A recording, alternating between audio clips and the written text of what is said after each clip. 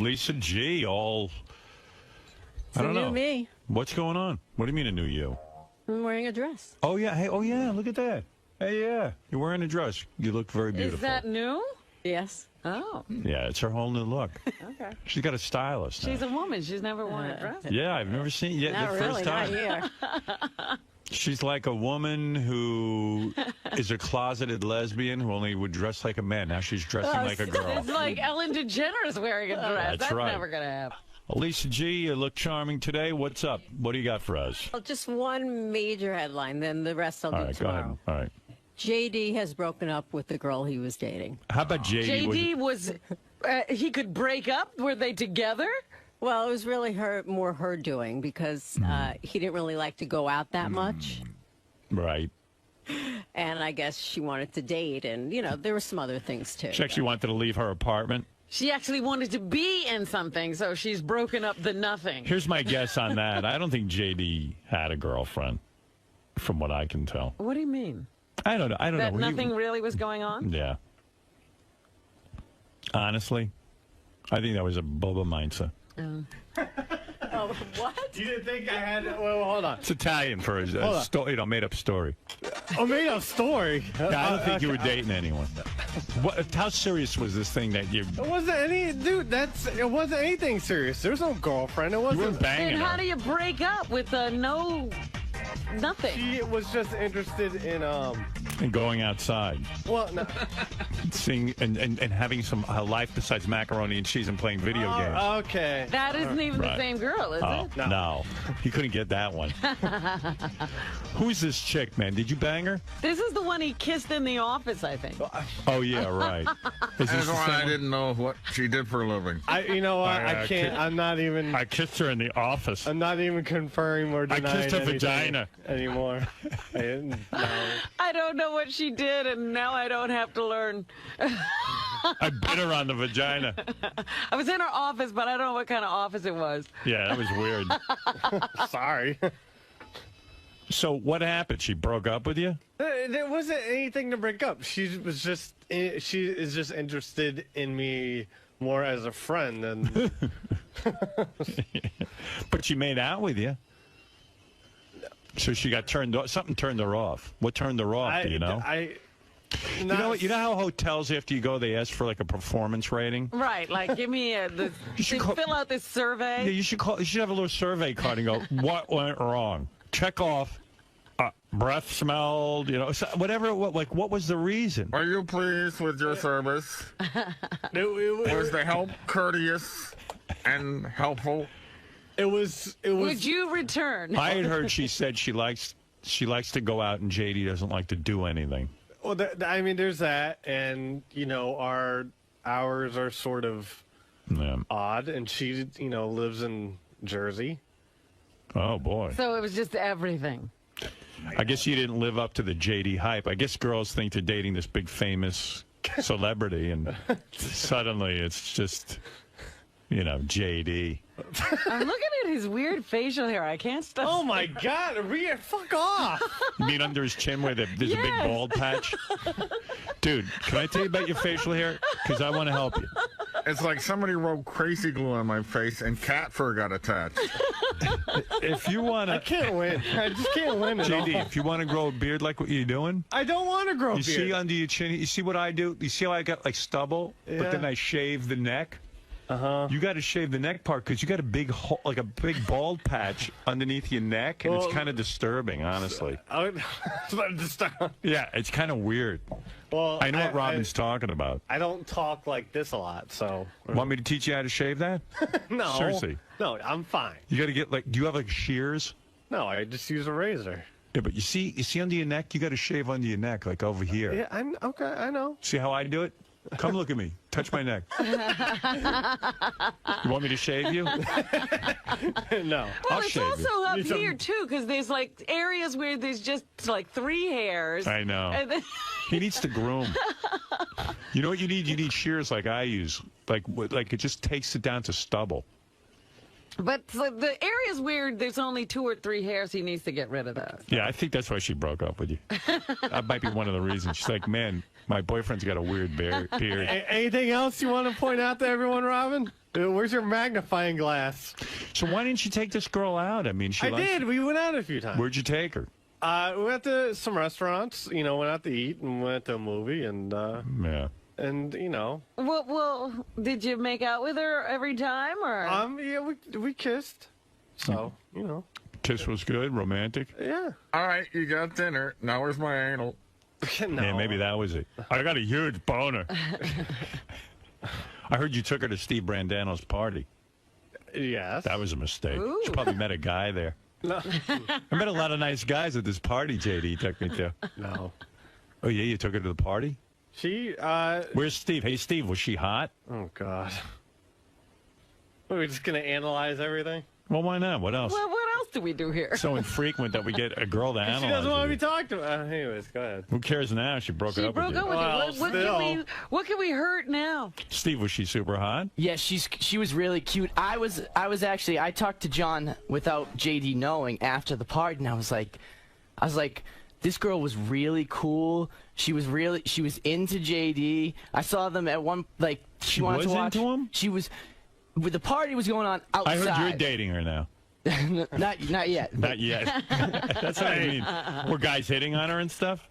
No, she was into JD. Like I was saying, we were having the party in the backyard, and they went downstairs to like watch the hockey game into my apartment. I came down. They're on one like love seat. Like there was I don't know. They were really close.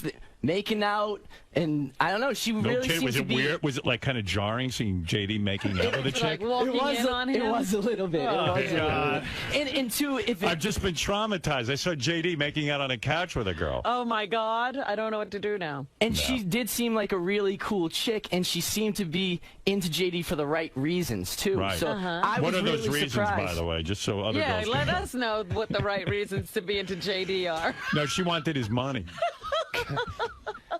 So, JD, this sounds like a hot chick and She everything. liked hockey. Because you can't force her into it, but Yeah, I mean, I What'd can't. you do? I don't know. if she's making out with you on a Might couch, be what I didn't do. I don't know. sounds like, yeah, you should have fucked her. I'm not getting into what everything that happened, but you know. You fucked her? It sounds like if she's making out with you in public, she really wants you to give it to her. Because that's like saying publicly, this is my boyfriend, and like she's proud. I mean, honestly, right, Robin? Yeah, she's going out with you. She's not running around the party trying to meet Steve Brandano and the other stars you brought her to. She's with you. Maybe you're a bad lay. Maybe you did fuck her. Oh, maybe I am. You think I'm a good lay? What movie did you take her to? Hot Tub Time Machine. Oh, God. Oh, no kidding. Hey, it's a funny movie. You watch, it'll be on Time's Best 100 Films of All Time. Excuse me, where's that clitoris again? Hey, while we're going between the second and third period of the Canadians playoff, could I finger you? Where's that love spot? Where's that little love button? Can I tickle your G-spot while the player goes into the penalty box? Do you like a tongue up your ass? Just checking. Oh, so you did have sex with her. So you turned her off. That did it. I don't know. I was licking her anus like a postage stamp. Did you hold out a long time? I don't want to get into it. She doesn't want. It's the whole thing. You don't know who she is. It doesn't matter. She knows, and She's the witness She protection she now. doesn't want to remember. I'm reading between the lines. Sounds like he finished too early. Like upon entry. I've had that happen, too, with a couple of hot chicks. it didn't. That's. Like you put it in, it feels so good. I've never shot my load when I opened my zipper before. It's never happened.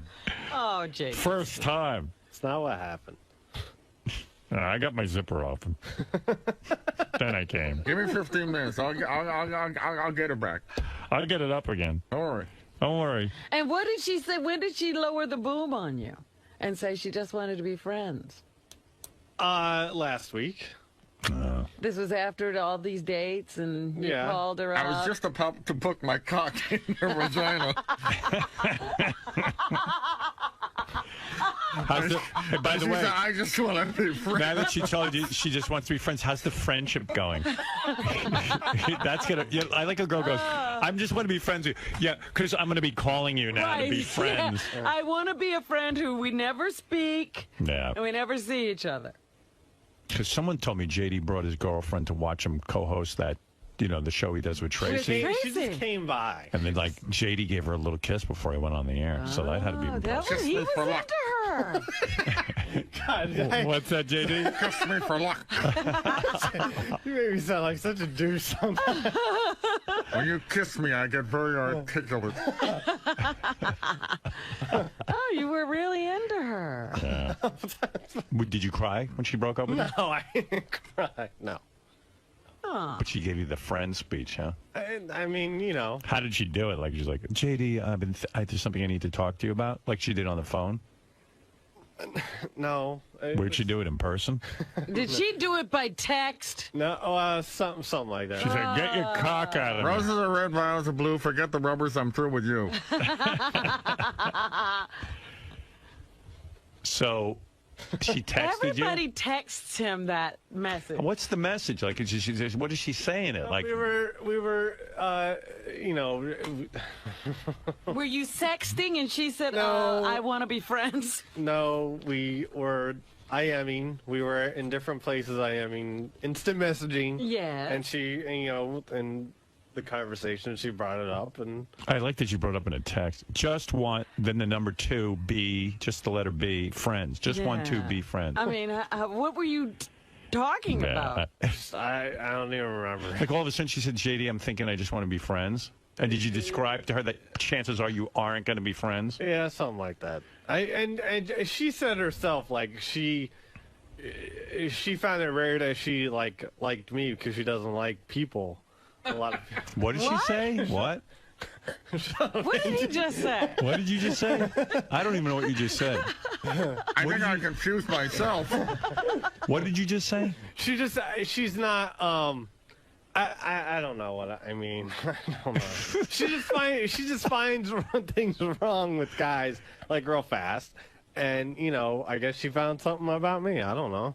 So you didn't ask her what it was? No, I mean, we did, but she... So what's wrong with you? Well, she didn't even necessarily know. I mean, she stated the not going out, and But you took her to the fucking movie. You took her and you brought her here. I guess I didn't do it enough. I don't know. So what am I supposed to do? I happen to know. First of all, I love JD. I was talking about JD when I was out in Hollywood with Ryan Phillippe and stuff, and I was telling him, if I had a son, I'd want JD as my son. You sure? Yeah, I like you. You can have him. Nobody else has claimed him. Hey. Well, now it's too late. I've got a lot of free time now. I'm not dating. I love JD. Mother left him. JD's a really good fucking guy. But you can have him as awkward. your son. He's so awkward, it's lovable. Like a puppy? But she told 𝗵𝗵 that, do you know about this? I don't even know if I want to know.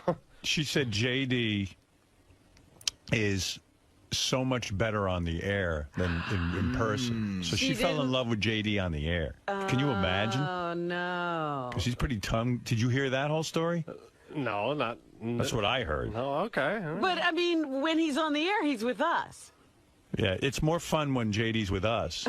If we could come on the dates. You and Fred doing your impressions of me? I guess the real JD didn't interest her. She likes the whole JD on the air thing, so she probably wasn't the right girl for you. Well, I don't know. I don't Well, think see, it was... there goes Steve leading us wrong. She said that she liked JD for all the I don't right think it was reasons. that. I don't know what... Well, I don't even know what that's about. So. I think she's in What's she love. doing talking to 𝗵𝗵 anyway? Well, I know. She was back in the they were watching us do the Tracy show. He's the producer. I think she's in love with the Fred impression. That's possible. Oh, That baby. is possible.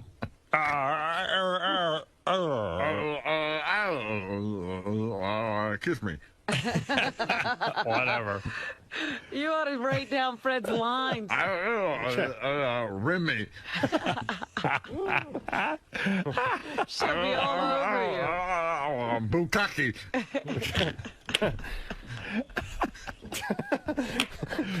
I want to decorate your face like mac and cheese. Did you try any of that dirty talk that you do with her? Like that you did with 𝗏𝗄𝗄𝗏? Like here and there, not so much. Yeah. She wasn't, you know. It's not that into it. Huh? Well, you know, it didn't really get to there a whole lot. I don't want to smack your ass, please. I want to put peanut butter on your tits. Lick it off. I'm going to put peanut butter on my cock and have you lick it off. I heard you had big boobs, too, the guys were telling me. She had, like, really nice rack. Everyone noticed everything, huh? Yeah. Well, hey, you know what your friends are like here. I know. I would never bring a girl around these guys. What are you doing? I want to suck your vagina until your head caves in. I want to make you look like that little freaking Beetlejuice when the head stunk.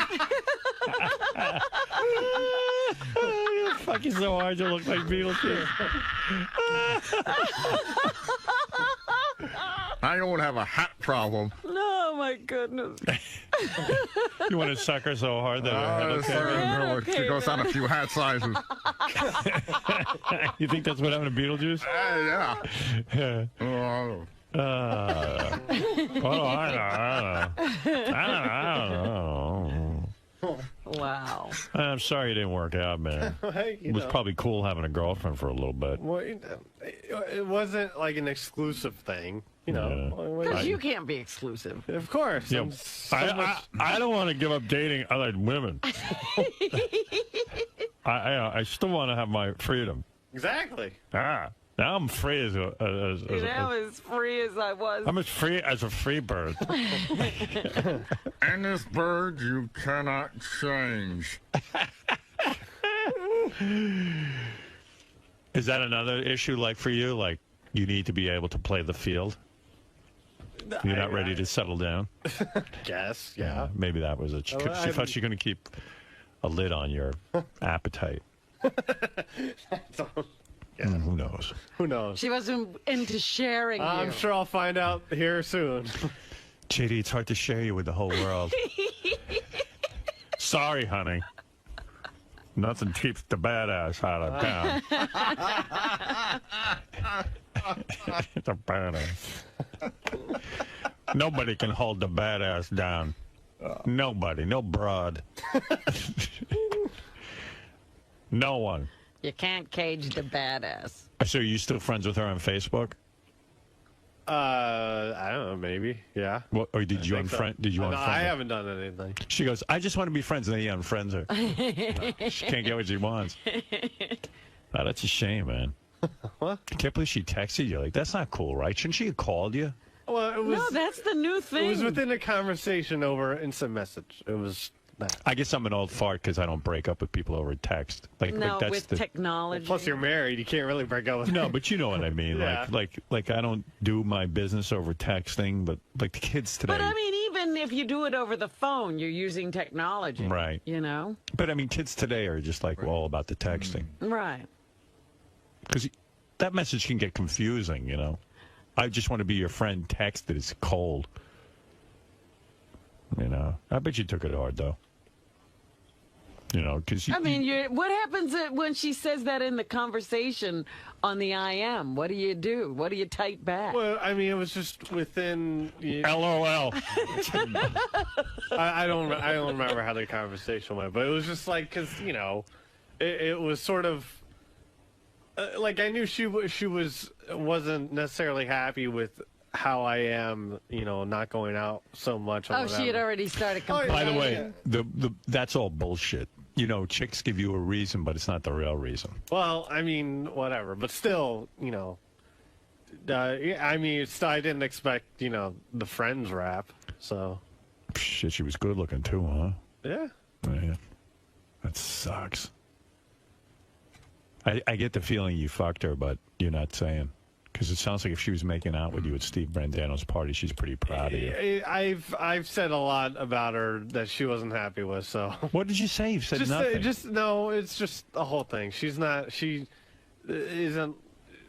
Even though no one knows who she is, she knows who she is, and you know, like a couple people she knows listens to the show, and they know that she was seeing me. So. And it's just so shameful and embarrassing to be seeing you. Not that, but she just doesn't want everyone knowing. Right. Everything. She doesn't want anyone to know if she put out for you or not. Yeah. Yeah, I can understand that. I understand that. Is this why you stopped shaving? You're like, I've been mourning. You got to learn how to groom that beard, though, man. Well, you ain't going to get another girl looking like that. I know. You look like fucking 𝗦𝗵 𝗍𝗍. 𝗦𝗵𝗍𝗍. That's some nasty facial hair, brother. You got to clean it up underneath because you got a big hole in your beard underneath your chin. Okay, I know. I see it. It's like it's like a bald guy except under your chin. Wonder why hair doesn't grow in that random spot. Lift up your neck. Someone said it's stress. Like, let me see. Let me see. Lift up. Look at that. That's weird. I'm like Apple the cat. I'm ripping my fur out. Right. Special needs. It's like an insane person's beard. I've got a retarded beard. Help. Well, hey, man. I'm sorry. Was my cunnilingus not up to expectations? Probably your dick's too small. Fuck you. Need a big thick cock. I'm all right. I do okay. I told you some chick broke up with me. My cock wasn't big enough. She found a guy with a bigger dick. JD stands for junior dick. All right, let's not get that. I don't need it. It's hard to...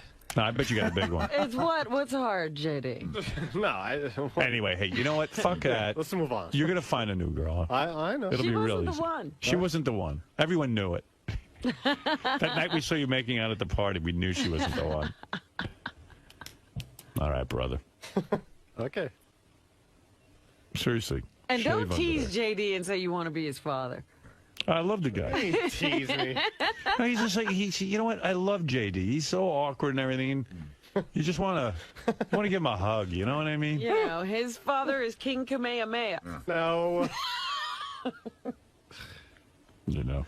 So, leave him alone. He's got a dad. Somewhere out there's a girl who loves nice, dirty talk and likes to sit inside and just watch movies. That's damn right. Right. All right. Thank you, Wants JD. to play with peanut butter. Going to take a break, and then we're going to do the news right after these words. Yes. Katie, hold up a second. Oh, yes. Ronnie wants to give you some beard advice. Ronnie didn't say anything about giving any advice. Ronnie doesn't want to give me advice. Didn't Howard say during the break that you should talk to him? Yeah, for that's some what advice? he said, but, you know what I'm saying? He don't give a fuck. What? This guy. He don't give a fuck about himself anyway, so why should I give him advice? Why should You I care give him about advice? yourself, Ronnie? No, he Oh, doesn't. to Ronnie, I don't. No, to he Ronnie, don't. He doesn't. To Ronnie, I don't If he care about wants- myself. I hate women. If he wants to grow a beard the right way, first thing he should do is go to a good barber, okay? Who gives him a good straight edge razor shave and shapes it for him, okay? And then he can keep after it himself. That's all he's got to do. That's all he has to do. That's it. First, I'm not even trying to grow a beard. This is just... That's what he keeps saying, but the stupid shit is still there every day. So how can he say he's not growing it? Because I'm lazy. I'm just not I'm not being proactive with the facial hair. Well, then cut it off altogether. I do. No, you don't. Look at it. Yeah, I know. Just not now. Yeah, but you got it. You're shaving it. You can see you're shaving in the No, spots. I'm not you shaving grew this at in all. here. I'm not that shaving piece anything. is grown in there. No, I'm not shaving. Come on, man. Now you can read my facial hair and what's actually been shaved. I haven't touched any of this for like a week or whatever. I don't know how long. Well, go to a goddamn barber shop. I don't need a barber shop. Yes, you do. I can shave it whenever. No, you can't. You don't know how to shape it right. It's not about shaping. I'm not trying to. This is just laziness. Well, then shave it off. Don't be lazy. Then get rid of it if you're not growing a beard. It looks disgusting. Fuck you. It looks horrible. You're horrible. It's shitty looking. You're shitty looking. Then fucking shave it off if you're not really JD, do growing you wish it. you could grow a beard like You're not Ronnie? really growing No, I don't want to. I don't need to do Ronnie anything. can grow a pretty nice beard. Well, Ronnie's 80 years old. Of Except course, I for should the hope right. he can grow one by 80 now. years old, yeah, okay? Yeah. Well, take advice from somebody who's fucking 80. Either shape it right or fucking shave it off. It's a little grayer than it usually is. Don't worry about And it. he got rid of the beard. It's just a goatee now. Don't worry about it, okay? Fucking get it shaped right. See, now we're back. When is this Ronnie coming back? I want this. I want the happy-go-lucky Ronnie. He was never here. This guy was never here. That picture was never. He was never here. Okay. That guy was never here. This is bullshit. This picture. Ronnie. What? Do you have any advice for JD about the ladies? I just told. No, the ladies.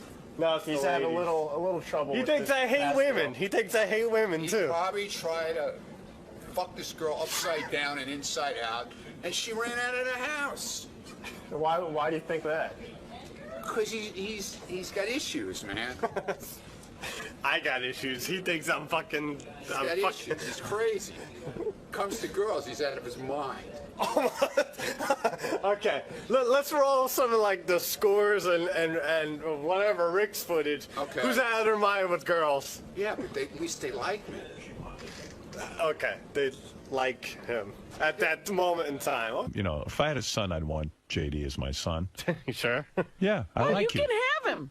Nobody else has claimed him. Hey, Well, now it's too late. I've Now got a I lot don't. of free time now. I'm not dating. I love JD. Mother left him. JD's you can have him. JD's a really good fucking guy. But You can have him he's as your awkward. son. He's so awkward, it's lovable. Like a puppy. But she told 𝗵𝗵𝗄𝗿 that. Do you know about this? I don't even know if I want to know. She said JD is so much better on the air than in person. So she fell in love with JD on the air. Can you imagine? Oh, no. 'Cause he's pretty tongue. Did you hear that whole story? No, not. That's what I heard. No, okay. But, I mean, when he's on the air, he's with us. Yeah, it's more fun when JD's with us. If we could come on the dates. You and Fred doing your impressions of me?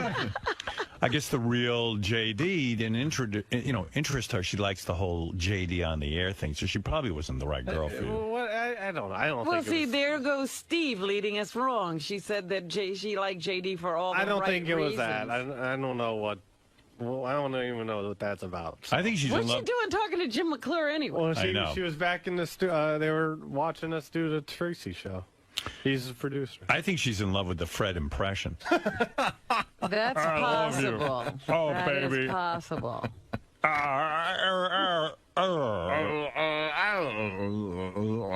Kiss me. Whatever. You ought to write down Fred's lines. I'm sorry. So what happened? She broke up with you? There wasn't anything to break up. She is just interested in me more as a friend than. But she made out with you. So she got turned off. Something turned her off. What turned her off? Do you know? You know how hotels, after you go, they ask for like a performance rating. Right, like give me fill out this survey. Yeah, you should have a little survey card and go, what went wrong? Check off. Breath smelled, whatever. What was the reason? Are you pleased with your service? Was the help courteous and helpful? It was. Would you return? I had heard she said she likes to go out and JD doesn't like to do anything. Well, I mean, there's that, and our hours are sort of odd, and she, lives in Jersey. Oh boy! So it was just everything. I guess you didn't live up to the JD hype. I guess girls think they're dating this big famous celebrity, and suddenly it's just, JD. I'm looking at his weird facial hair. I can't stop. Oh my God! Fuck off! You mean under his chin where there's a big bald patch? Dude, can I tell you about your facial hair? Because I want to help you. It's like somebody wrote crazy glue on my face and cat fur got attached. If you want to... I can't win. I just can't win at all. JD, if you want to grow a beard like what you're doing... I don't want to grow a beard. You see under your chin, you see what I do? You see how I got like stubble, but then I shave the neck? Is this why you stopped shaving? You're like... I've been mourning. You got to learn how to groom that beard, though, man. Well, you're not going to get another girl looking like that. I know. You look like fucking Gabby Hayes. Gabby Hayes. That's some nasty facial hair, brother. You got to clean it up underneath because you got a big hole in your beard underneath your chin. Okay, I know. I see it. It's like you're going. It's like a bald guy, except under your chin. Wonder why hair doesn't grow in that random spot. Lift up your neck. Someone said it's stress. Like, let me see. Let me see. Lift up. Look at that. That's weird. I'm like 𝗏𝗏 the cat. I'm ripping my fur out. Right. Special needs. It's like an insane person's beard. I've got a retarded beard. Help. Oh, hey, man. I'm sorry. Was my cunnilingus not up to expectations? Probably your dick's too small. Fuck you. You need a big, thick cock. I'm all right. I do okay. I told you some chick broke up with me. My cock wasn't big enough. She found a guy with a bigger dick. JD stands for Junior Dick. All right, let's not get that. I don't need it. It's hard. No, I bet you got a big one. It's what? What's hard, JD? No. Anyway, hey, you know what? Fuck that. Let's move on. You're going to find a new girl. Huh? I know. It'll She be real wasn't the easy. one. She wasn't the one. Everyone knew it. That night we saw you making out at the party, we knew she wasn't the one. All right, brother. Okay. Oh, he's got a dad. Somewhere out there's a girl who loves nice, dirty talk and likes to sit inside and just watch movies. That's damn right. Right. All right. Thank Wants you, JD. to play with peanut butter. Going to take a break, and then we're going to do the news right after these words. Katie, Yes. hold up a second. Oh, yes. Ronnie wants to give you some beard advice. Ronnie didn't say anything about giving any advice. Ronnie doesn't want to give me advice. Didn't Howard say during the break that you should talk to him? Yeah, For that's some what advice? he said, but, you know what I'm saying? He don't give a fuck. What? This guy. He don't give a fuck about himself anyway, so why should I JD? give him advice? Why should You I care give him about advice? yourself, Ronnie? No, he doesn't. To Ronnie, I don't. No, he don't. He doesn't. To Ronnie, I don't If he care about wants- myself. I hate women. If he wants to grow a beard the right way, first thing he should do is go to a good barber, okay, who gives him a good straight edge razor shave and shapes it for him, okay, and then he can keep after it himself. That's all he's got to do. That's all he has That's to it? do. That's it. First, I'm not even trying to grow a beard. This is just. That's what he keeps saying, but the stupid shit is still there every day. So how can he say he's not grown it? Because I'm lazy. I'm just not taking. I'm not being proactive with the facial hair. Well, then cut it off altogether. I do. No, you don't. Look at it. Yeah, I know. Just not now. Yeah, but you got it. You're shaving it. You can see you're shaving in the No, spots. I'm not you shaving grew this at in all. here. I'm not that shaving piece anything. is grown in there. No, I'm not shaving. Oh, you were really into her. Yeah. Did you cry when she broke up with you? No, I didn't cry. No. Oh. But she gave you the friend speech, huh? I mean, you know. How did she do it? Like she's like, JD, there's something I need to talk to you about, like she did on the phone. No. Where'd she do it in person? Did she do it by text? No, something like that. She's like, get your cock out of me. Roses are red, violets are blue. Forget the rubbers. I'm through with you. So she texted Everybody you? texts him that message. What's the message? Like, what is she saying it? Like, we were, you know.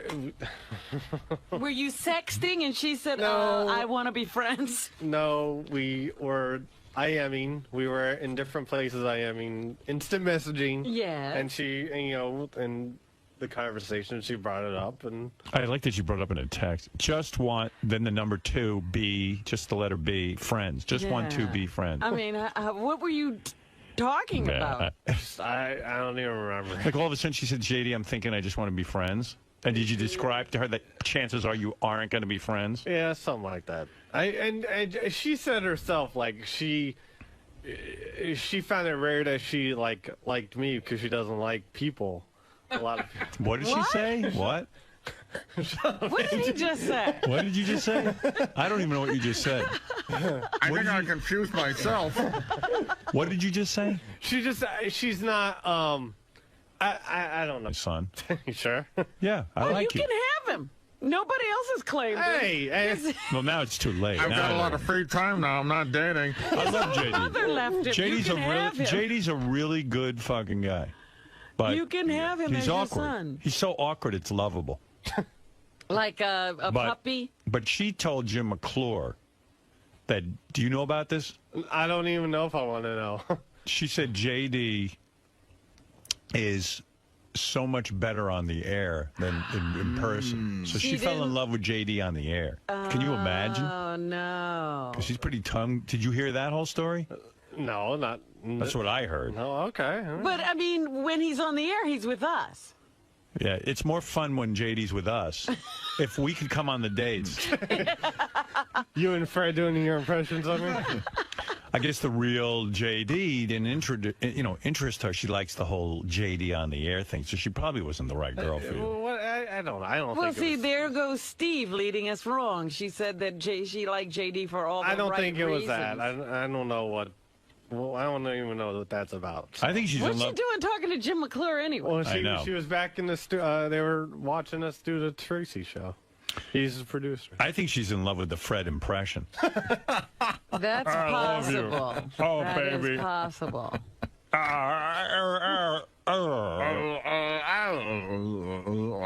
Kiss me. Whatever. You ought to write down Fred's lines. Rim me. I haven't done anything. She goes, I just want to be friends, and then he unfriends her. She can't get what she wants. Oh, that's a shame, man. What? I can't believe she texted you. Like, that's not cool, right? Shouldn't she have called you? Well, it was. No, that's the new thing. It was within a conversation over instant message. It was that. I guess I'm an old fart because I don't break up with people over text. Like that's with technology. Plus, you're married. You can't really break up with. No, but you know what I mean. Yeah. Like I don't do my business over texting, but like the kids today. But I mean, even if you do it over the phone, you're using technology. Right. You know? But I mean, kids today are just like all about the texting. Right. Because that message can get confusing, you know. I just want to be your friend. Text that is cold. You know. I bet you took it hard though. You know, because I mean, what happens when she says that in the conversation on the IM? What do you do? What do you type back? Well, I mean, it was just within. LOL. I don't remember how the conversation went, but it was just like because it was sort of like I knew she wasn't necessarily happy with how I am, not going out so much. Oh, she had already started complaining. By the way, that's all bullshit. Everything so goes it's into the pot. 50-50 with you, too. But you know what? 24 goes into the pot, too. And that's, Brian. Nice. And Brian produced that. Oh, yeah. So anything the he TV produces, show- you get half of. Huh? Anything he produces, you get Yeah, half. everything just goes into a pot. Wow. You know, I see the name Imagine, which is your film company, your production Right. company. I see your name on everything. Imagine. Right. I can't imagine how you guys can be that involved in all of these projects. What do? You farm them out to people? I mean, you can't be that involved in everything. Well, I mean, it's a company, so we have some great executives, Right. Karen 𝗪𝗄𝗏 and others who who do great work, and executive producers and directors. Has Imagine had any failures that I don't know about? I mean, it seems like everything's a winner with you. Well, let's keep it like that. Let's Are not there delve. failures? Of course, we have disappointments. What is your greatest disappointment?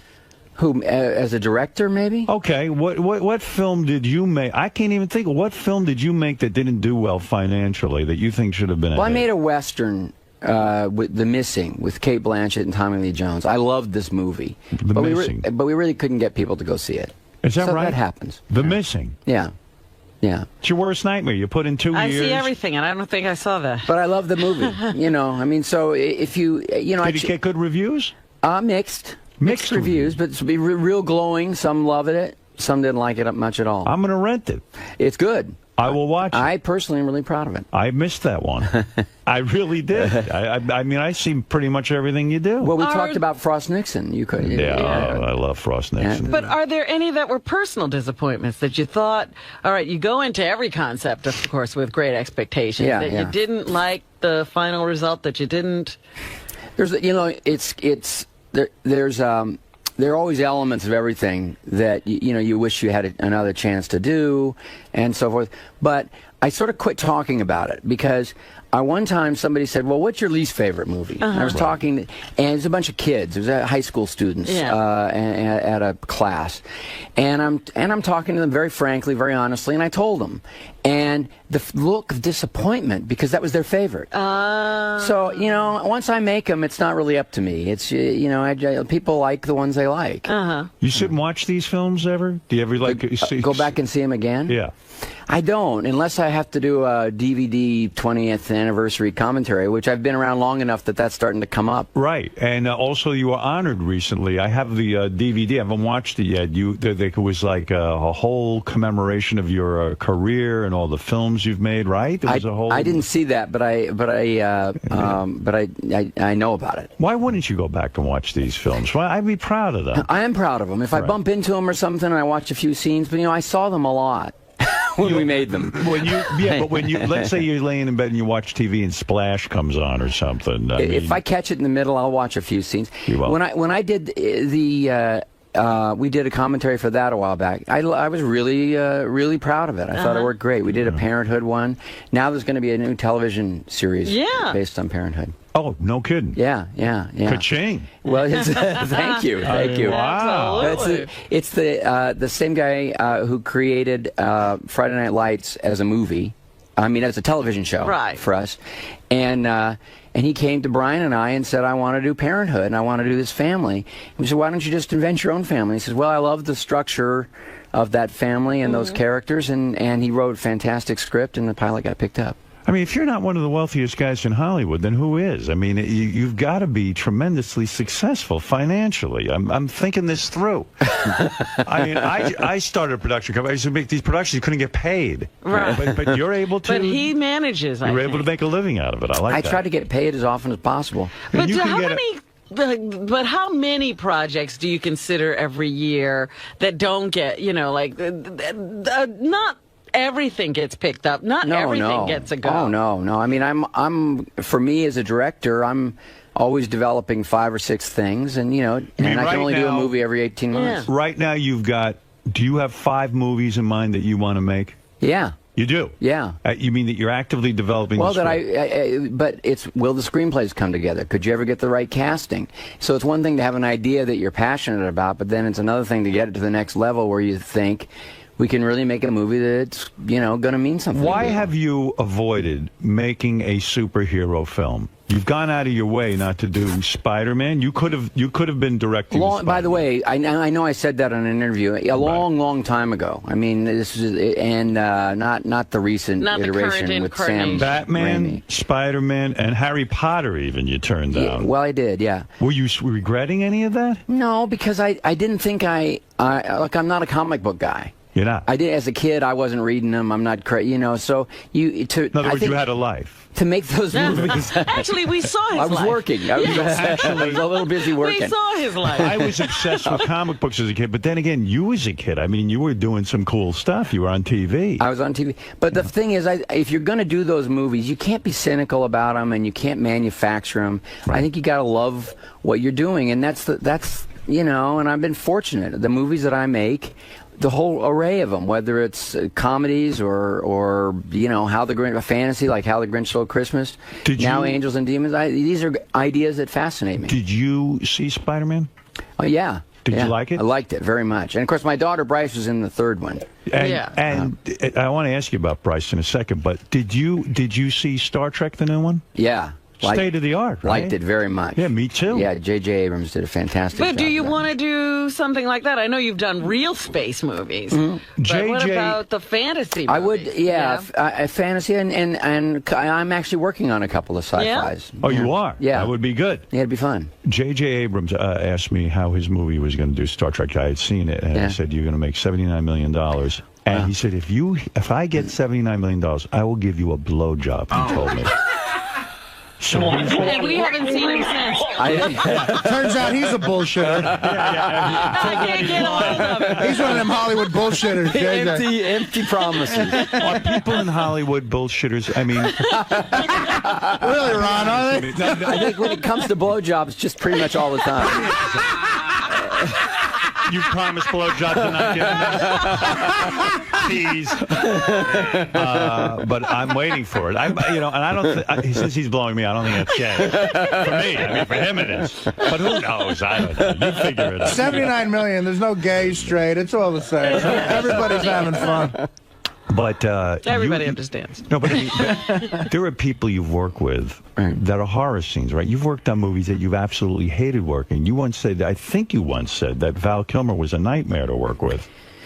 He was pretty erratic. He had nightmarish days. Yeah, there were nightmarish days, and then there were great days because he's talented, But for an actor to dick around with you. It's so stupid because here you are successful. You might use them in every single movie. That's right. You might make another movie. What kind of jackass I'll tell you piss something. you off? I don't want to, Val Kilmer. Right. I worked with him again on something. But you did? Yeah. But the thing is... Yeah, Val built the deck at Ron's house. He's his carpenter?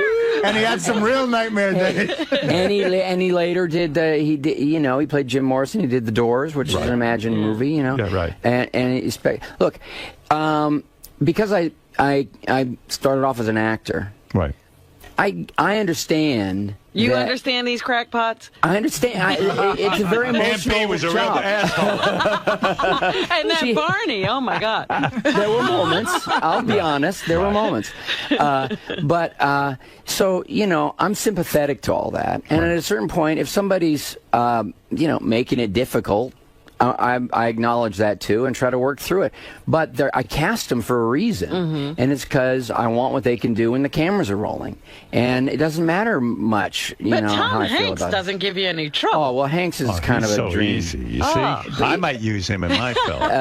Tom is unbelievable, and he's Great got actor. complete integrity about what he does. He shows up on the set. He knows his lines. More than that, I mean, it's first of all, it starts with a script, not in some sort of bullying superstar way. He's a great writer himself.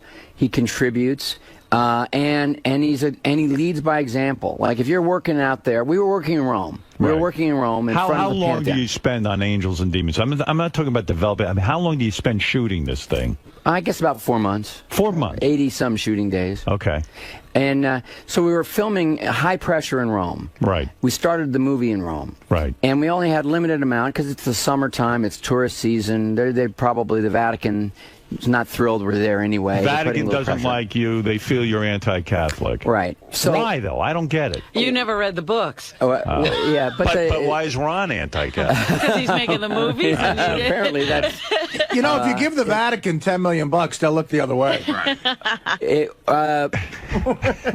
Where were you when I was trying to figure this movie out? In Jersey.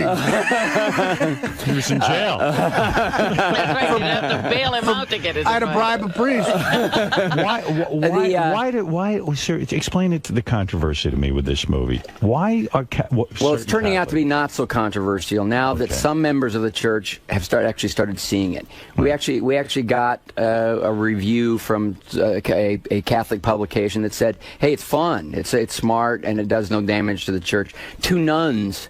I don't know. It's the the Ebert and Roper of Catholic League or something. I don't know. Reviewed it, and they said it was really great. They really enjoyed it. And they weren't threatened by it. I don't know if you heard, but they've been defrocked. They had one criticism for me, about just the way I shot one of the action scenes. So everybody's a critic. The right? action scene. Yeah. The nuns were like, the car chase wasn't believable. We had to hold it back for PG-13, and so they didn't like that. So you're excited about this, but nervous. And is there a competition in the family? Your daughter is starring in Terminator. Well, it doesn't come out for another week. All right, so you're not the same weekend. No, not the same weekend. No, but are you rooting for her? Of course, you are. Of course. But is there a competition in a sense? You think he would want to demolish his daughter's film? Yes, it's Hollywood. I mean, if one of you, let me ask you something. This is a tough question. This is very Sophie's choice. Okay. If you could wish that your film makes over $100 million, right, and is a huge success, right, But that would mean your daughter's film has to bomb. Bomb. Wow. What would you take? Yours has to bomb, and her film is great. Who would you choose? You got me. Be honest. I wasn't expecting it. What time is it? You want your film to succeed over hers. Of course. Well, I have a profit participation, and she doesn't. So in the global scheme of things, it's good for the family. Are you surprised your daughter's career is doing so well? She worked so hard at it, and could have been great as a kid, but I never would let her. And I have another daughter who's just left NYU, Paige, who had a cool part in Tisch. She went to Tisch? Yeah. Why wouldn't you let your daughter act when she was a kid? Well, what's wrong with that? It's real. You know what? I was lucky. My dad was is still. Matter of fact, he's in Angels and Demons. He plays one of the Cardinals in Angels and Demons. It's very cool. He really was, because he's a freelance actor. He had a lot of time. Two things. He had free time when he wasn't working, and B, he really knew the ropes. And he was a great supervisor to have around the set. He was a great safety net. And Cheryl and I were not feeling like we were willing to dedicate that kind of time. Plus, look, the whole, following in the footsteps of Dad, who happened to have been in two, iconographic shows that were, Opie and Richie and all that. Very hard for a kid to shouldn't have to compete with that. I agree. And last but not least, most kids don't really make the transition from childhood into adult. So if you're really serious about it as a lifetime, Beaver, you want to start, go to school, get immerse yourself in it, and then make a career out of it as an adult. Yeah. Well, do you think that you're angry with your father for putting you in the business at a young age? I'm so grateful. You are grateful beyond words, but because it worked out. Well, I love it. He was running around shooting movies at home. But hold on anyway. a second. I always loved it. Wait a second. Right. All right. Dr. Stern. Let me lie down here. Go lay down. I don't believe what you're saying. I think he's saying that publicly. Okay. What do you think he's doing at home? I think at home he's on a psychiatrist couch and saying, my father, instead of being a father and protecting me, put me in that horrible business. That's what I think.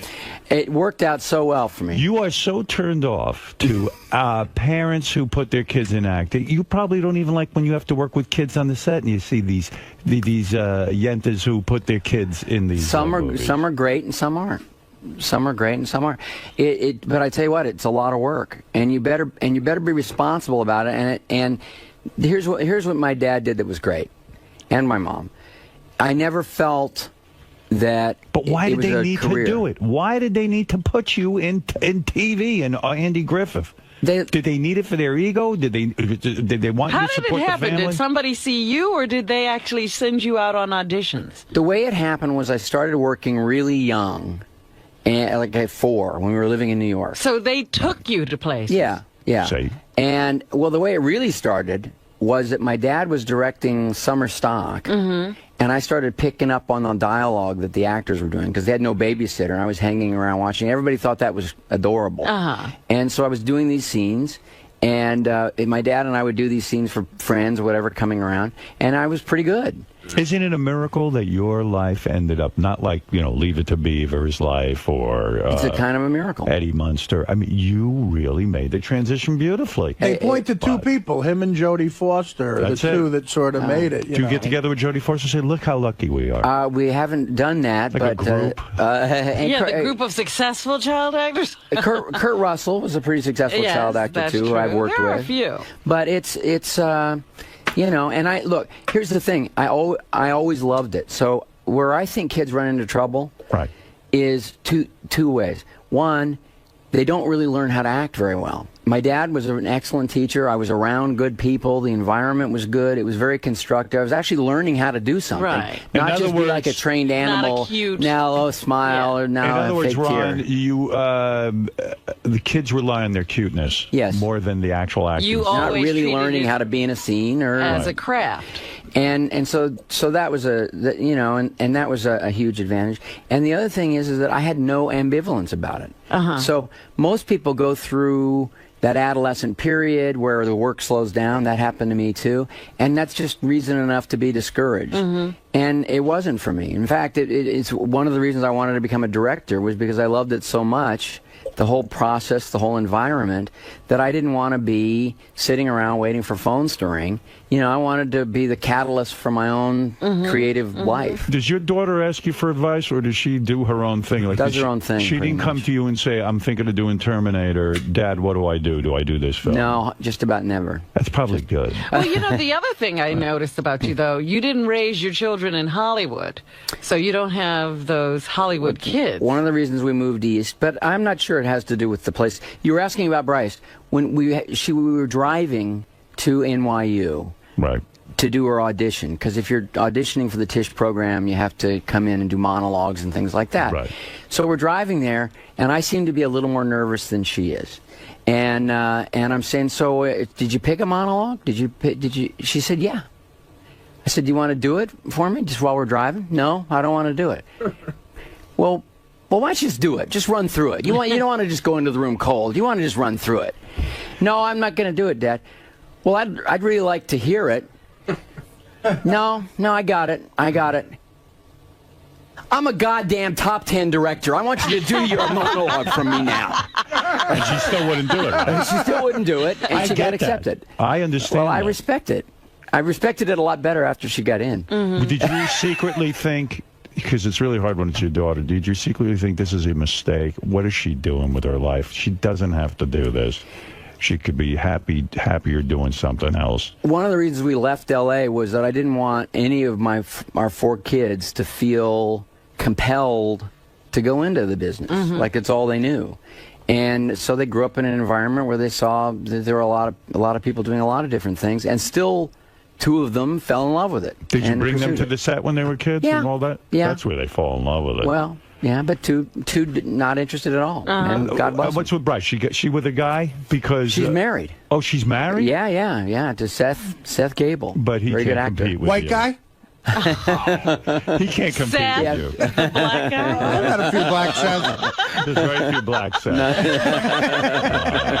Not that you would have minded, but whatever goes, whatever sure, goes. She's in love. Yeah. Show business is a different thing, though. If you bring your child to your work and that's your work, it's easy to fall in love with. Like, my father always took me to work, but I didn't fall in love with installing antennas. No. He was in show business, too. I think that's the way I love climbing roofs. Are you comfortable with Bryce doing nude scenes? Oh, that man! I'll tell you. Well, thank you. I'm not. I know you now.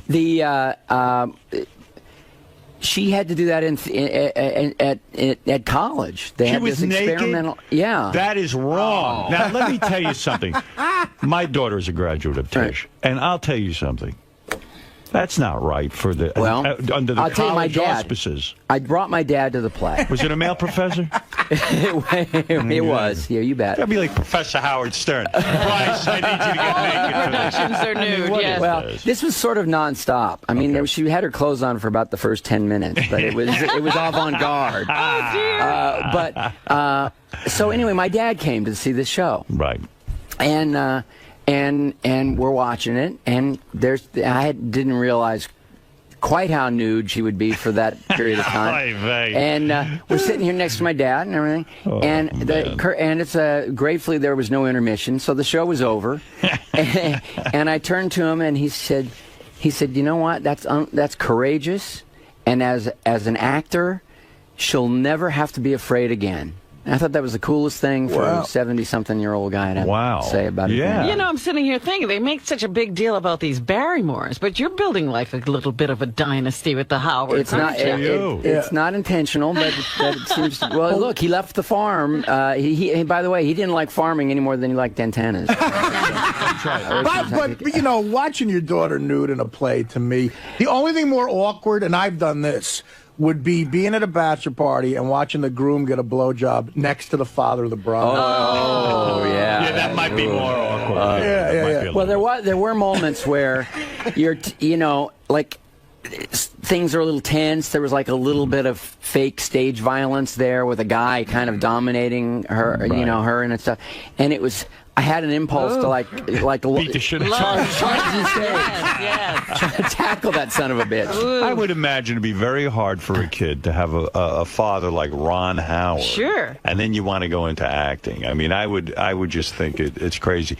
And then, you think about all the people in your life, too, who you must feel the ugly green jealousy on your back when you think 𝗏𝗏's probably staring at you. I don't know. 𝗏𝗏. Well, in 𝗏𝗏's reality show, did you see that part of? I don't know if Ron ever saw Scott Baio's reality show. Scott I never Baio did. No, I heard about it. I can't believe you're not obsessed with seeing Ron's brother, Clint Howard, is in a scene. They see each other. Right. And Scott goes to Clint Howard, and this had to be awkward for your brother, but Scott says to him, I've been trying to get in one of your brother's movies for years. Oh, no. I mean, that is like, what does Clint say to that? All right, let me make a call. When you are casting a new movie, do you hear from these characters, this leech, all these guys, they want to leech onto you? No. Andy Griffith. Andy Griffith. Major pain in the ass. No one in Hollywood is a major pain. There's no way Donnie Most or Anson Williams has your number. I talk to those guys all the time. That's good. That's good. Yeah. You really do? Oh, yeah. I believe it. He's clearly like... Ron, how are you going to get rid of these guys? It would be in the tabloids if he didn't take their calls. I know. You know what, Ron? I'll tell you how I got rid of my buddies Anthony and Vinny. You know where Ron talks to them? In court. He's got a restraining order. I'll see you guys next month when I renew this. What do you mean? I mean, they're friends. They're great friends. You still friends with Mel Gibson? Is it hard to maintain a friendship with him after he goes through a controversy? I haven't talked to him in ages, but he's kind of dropped him. He's. I knew it.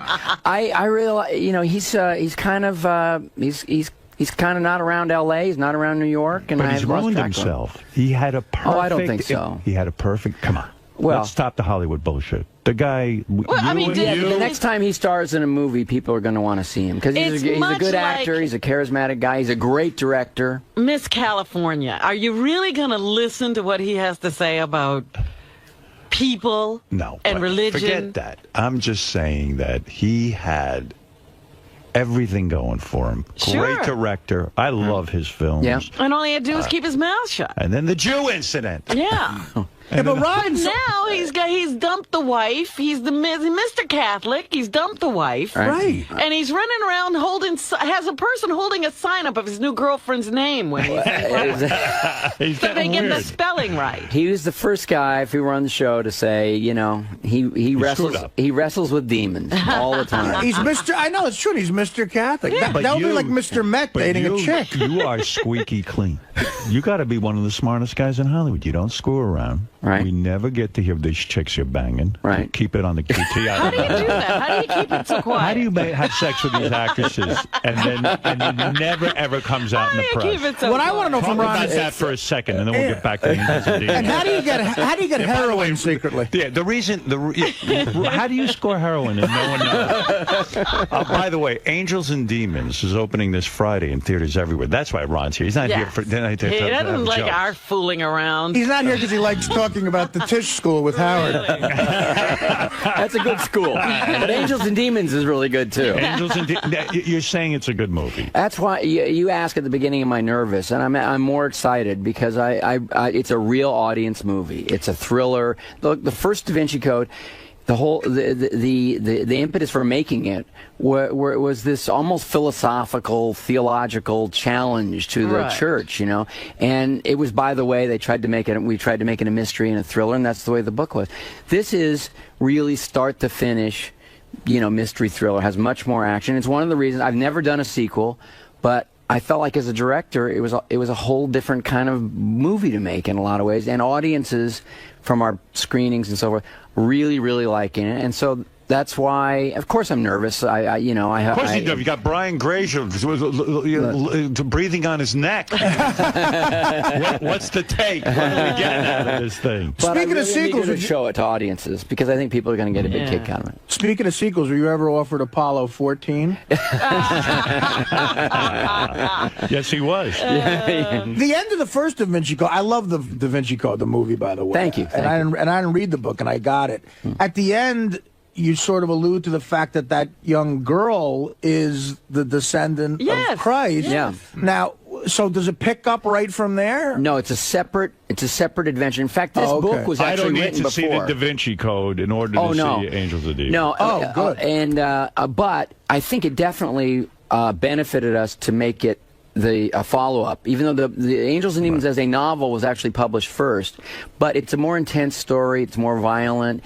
And I think the fact that Langdon's already been through the one adventure and now is kind of going deeper into this world of, here's all that can happen surrounding these sort of mysteries. In light of Star Trek's success, are you sorry you didn't put Kirk or Leonard Nimoy in the movie? Yeah, because Leonard Nimoy actually seems to be the one you need to get. I don't know where Spock shows up. To me, I would do that if I was the director. I would just throw these guys in it just for the hell of it. What do you want, Gary? I got a question, man. Go ahead. Really? Yeah, You're going to interrupt my fantastic interview with a potentially disastrous question? By the way, didn't Tom Hanks... Do you know what happened to Gary? He threw out the first pitch at Citi Field. Do you know about this? No. Oh, you got to put this in a movie. Really? This is your next film. We're not going to show this to every A-lister, are we? No. Listen to me. Didn't Tom Hanks throw out a first pitch and you caught it, but it was a disaster? I couldn't catch it. It was so far askew from what it should be. It was. By the way, we were warming up. We even warmed up in the bullpen. Right. And I thought, Tom's, man, he's got some heat, and he's a pretty big guy, and he was bringing it, and just lobbing him in, but it was head zing. But we got in there, 50,000 fans. Yeah, I'm aware. And their number one player stepped into the box. So now he's got a guy here that he doesn't want to hit because the guy's a superstar and Japanese, and that would be very impolite in Japan. Right. My brother Clint said, he should have screwed that. He should have brushed him back. Yeah, a little chin music. Should have put one right between the 4 and the 7. This was in Tokyo. Yeah, it was in Tokyo. Right. And so Tom, very good athlete, threw it 8 feet wide and in the dirt. I made a nice lunge, which I can verify because I had dirt on my pants. I really tried. Right. And I went to the backstop. And how come we never see that? Yeah, I don't know. Mine was on Kimmel last night. That's how bad it was. Well, here really? it is. Take a look. There you go. There's Gary at the now. He completely misses the catcher and it goes. It hits the umpire. Gary, you did way worse. Worse than Tom Hanks. If I could say, because he wasn't girlish when he threw it. Yes, I know. That's the point. You got to just whip it. You got to whip it. It didn't lob up and over to the right. I got it. Gary, you were such pain in your face. I know. Ron Howard said to you how girlish you throw. Unbelievable. Can I ask Ron the question I came here to ask? Oh, the question is now changed. No. Hateful. I heard that when you were making the Grinch that Jim Carrey was complaining about the outfit. Yeah. And somebody said that you put the full outfit on one day. It came in to show him that it wasn't so bad. Well, it wasn't that. I had always told him that out of sympathy, someday I'll wear it. Because he would say, man, this is brutal. But, by the way, to Jim's credit, I got to say, early on, I said, should we adjust it? Should we simplify this thing? Because, I don't want this to be a nightmare. And he said, no, this is the look. This is what we got to go for. So he toughed it out, but he was miserable. And so one day, as a surprise, just to kind of boost him at about the halfway point when things were getting pretty low, I showed up in the outfit. Well, that's pretty cool. It was fun. Oh, that's cool. It was fun. You brought up your brother. Is it hard for your brother to have you in the same business as him and you be so super successful? I mean, do you guys sit down and work that out and you ever say to him, listen, Clint, this has got to be awkward. Right. Because I'm so goddamn successful. There's not too many people who are so successful like you. He has a theory. Go ahead. We're very close. Right. Really close. I love working with him. He live near you? Do you guys that close? He lives in the house. No. He lives in the house? No. I didn't know that. No, he lives near my. He lives in L.A. still. Right. He's in the Kato With his wife, Kalin trap. Yeah. But he's got a great life. Right. And he loves what he's doing, and he looks at the way I work, and he says, I don't want to work like you. Right. And are you a workaholic? Probably. So he's lazy on top of it. Oh, Jesus. Is that what you're saying? He's got a great life. I sort of wish I had his peace of mind in a lot of ways. Do you get to see your wife every night? Or are you one of these guys who casts his wife aside and doesn't really... Do you know your wife anymore? She's not cast asidable. She is not. No, she's fantastic. Look, we met in high school. We're going to be, what year is this? That's it'll be 34 years this June. Wow. Congratulations. I mean, that is a major success story.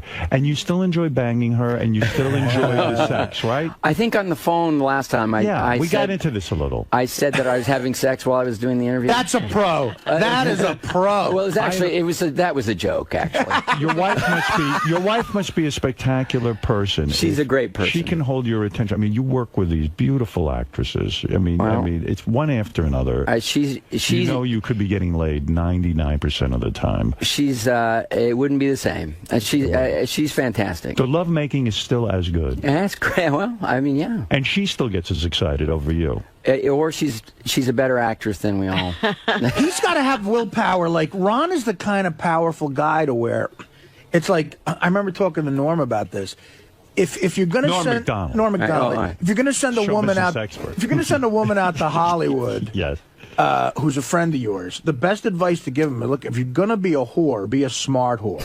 Right. Like, if you go on a movie set, know who to fuck. Don't fuck one of the actors. Yeah. Don't fuck a writer ever. Right. Ron's the guy you fuck. Like, Ron is the guy you Do approach and actresses fuck. throw themselves at you? I mean, you're a handsome guy. I mean, you're nice looking. No, in fact, I think I get along really well with all the actresses because they're just, Do you fantasize about them at all? I mean, it would be natural to fantasize.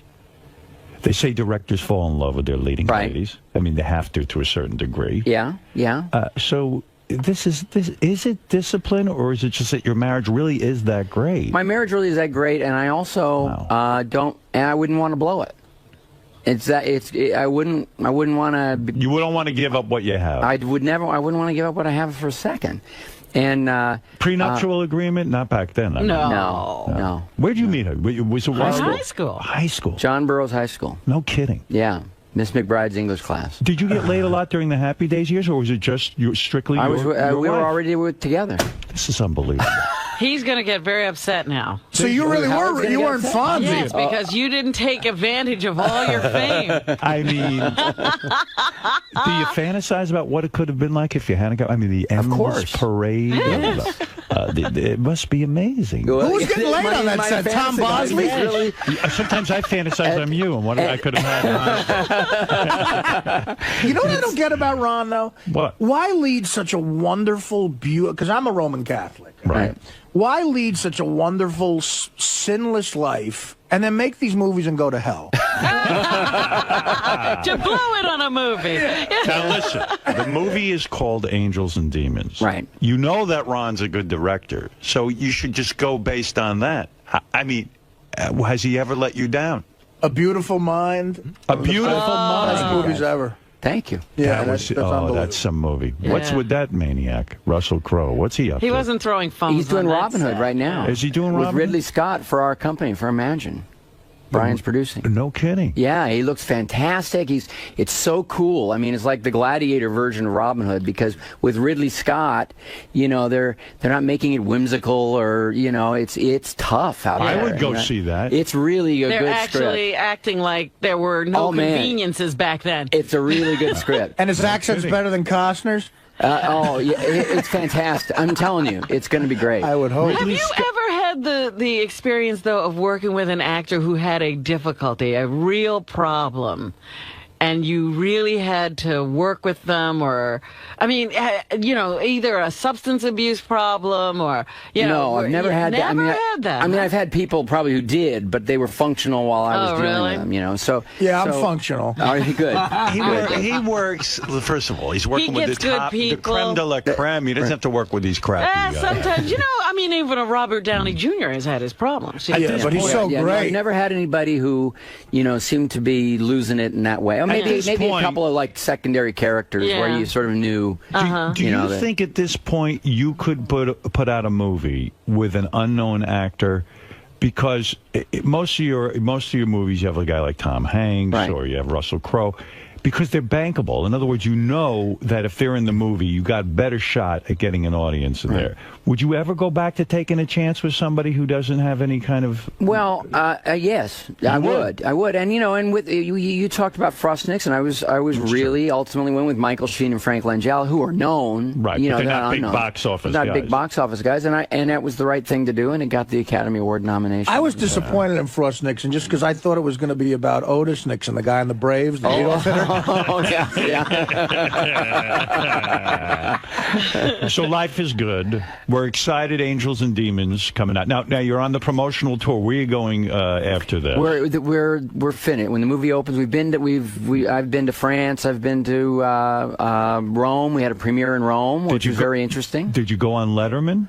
No, I'm doing the top 10 list later this week, and Tom did Letterman the other day. I see. So you're really out there pushing. Yeah. Well, I like that. Yeah, listen, I'm excited to see it. In fact, they sent over a screener. Yeah. Which will make me a hero. Yes, because I will invite people over and we'll have a You'll screening. be screening a film. Can I be one of those people? Or no, I don't want to. But Donnie Most and Anson are coming over. Oh, I can't wait. I'm Howard's Donnie Most. It's a star-studded screening. Hey, Ron, can I just say something, Ron? I never pitch myself for movies. I know what you're going to say. Well, you want to be in Happy Days in Space. Would you ever produce I would something? love that. Happy Days in Space. Yeah. I just want to let you know, when I was on heroin, I got to work here every other day. Right?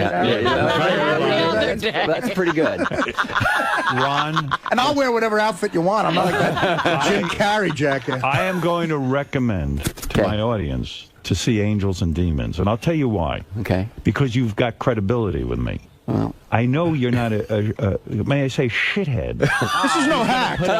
They're just going to put out a bad movie. Can we put that quote in? Directed by a guy who's not a shithead? You're a decent man. You obviously have an eye for a good movie. You know how to tell a story. So I can guarantee you it will be good. Thank you. I think you'll like it. Is the movie tracking well, as they say? That means you're on course to make how much? $100 million the first weekend? What, here in the U.S.? No, not that much. But worldwide could be 100 million. Yeah, maybe more. Yeah. Listen. It's all green, baby. Who knows? Do you and Brian Grazer trust each other so much? If you say he's working on something, do you trust each other so much that you just know it's going to be fine? And how often do you check the dailies of Robin Hood? No, you never do that. No, right? but it's we trust each other and that we know everybody. We're both trying to do great stuff, right? And in a business where it's impossible to bat 1,000. But what you do is you give it everything you got with stories you care about. Right. It's you're doing great, and I can't wait to see Angels and Demons. And everyone go see it. Opening this Friday in theaters everywhere. The great Ron Howard. There's so much even more to talk about.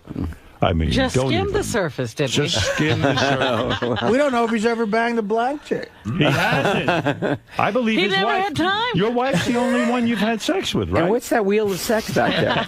That's what you're going to do here next time. Okay. Your next film, you come in, you spin it, and you do whatever's on the wheel. Is that the way that works? You're going to change high-pitch Eric's diapers. My goodness. You're going to get a chocolate bandit from Sal. I was avoiding one question, and I walked right into a deeper trap. Yes. No, you've only had sex with your wife.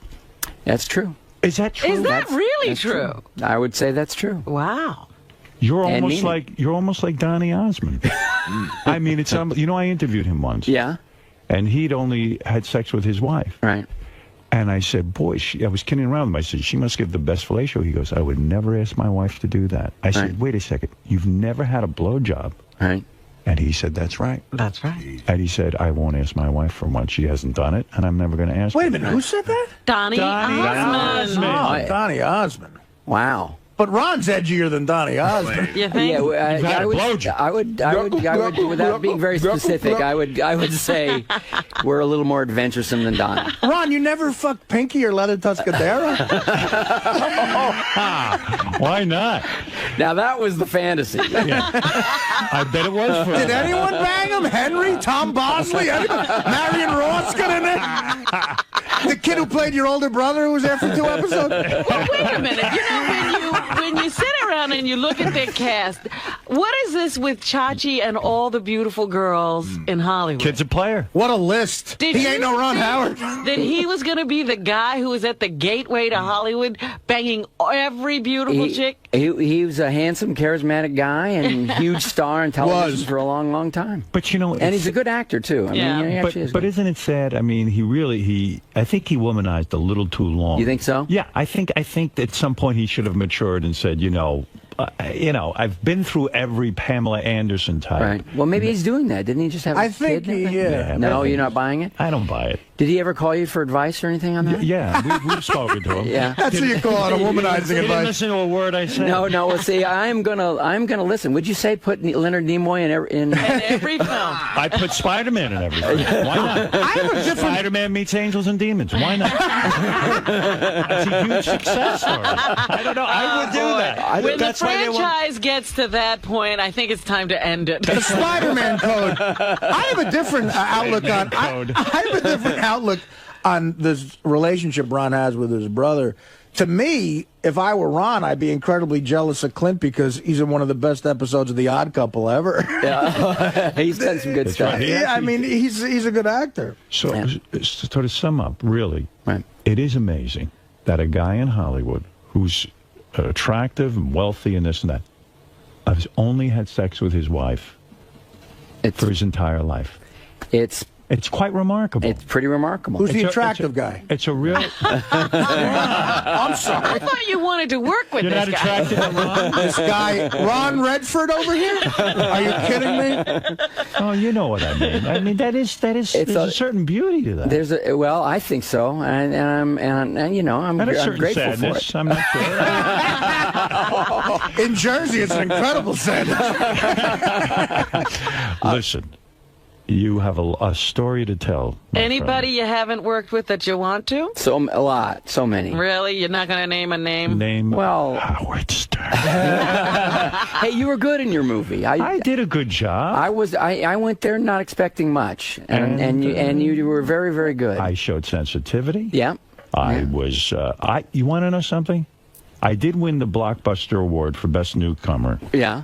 Which is something Ron dreams of. But I'll tell you what. Right next to the Oscar. Done, yes. I believed, now you can laugh all you want, I deserved an Academy Award nomination for that film.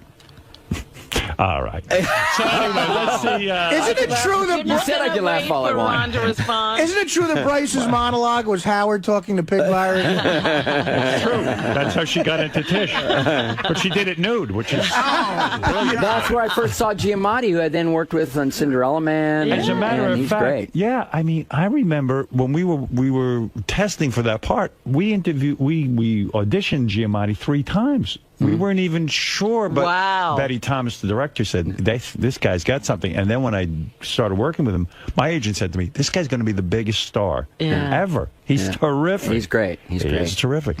All right, look, enough about me.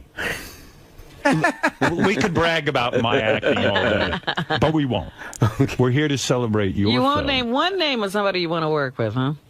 What? Pam Anderson. There's so many. I mean, it just goes on and on. Would you ever work with Johnny Depp? Love to work with Johnny Depp. What's the problem? I just haven't found a script. I mean, Jack Nicholson. Love to work with Jack Nicholson. Meryl Streep. What about this Paris Hilton? No interest? No interest in Paris I haven't seen the range yet in her performances. Aren't you annoyed of those kinds of celebrities now? These reality star celebrities that have apparently no. Doesn't that bother you? It's the antithesis of him in a way. Yeah. It's like the direct opposite. People are very entertained by those shows and those people. All right. That's fair enough. Those most people. Have you produced any of those shows? You don't have. No, our TV company hasn't gotten. But I think if we could think of a good one, we. Ron, good news. I'm on Paris Hilton's Twitter. She wants to work with you. Let me see that. I love the beautiful brain. See angels and demons. That's what. Listen, Ron doesn't really care about any other of this. Quite frankly, he thinks this was a disastrous interview because we didn't spend 99% of the time. You keep mentioning angels and demons. Angels and Demons is a real story. In other words, told by a real filmmaker. And Ron needs you to go see this. Let's be honest. And believe me, you're not that busy. You can't go see this. Hey, this weekend is the weekend to unbusy yourself. Yeah, that's right. Yeah, I mean, spend 2 hours having fun. Big deal. Yeah. See Angels and Demons opening this Friday in theaters everywhere. Ron, we're honored to have you here. After all, you're very important, and we're very insignificant.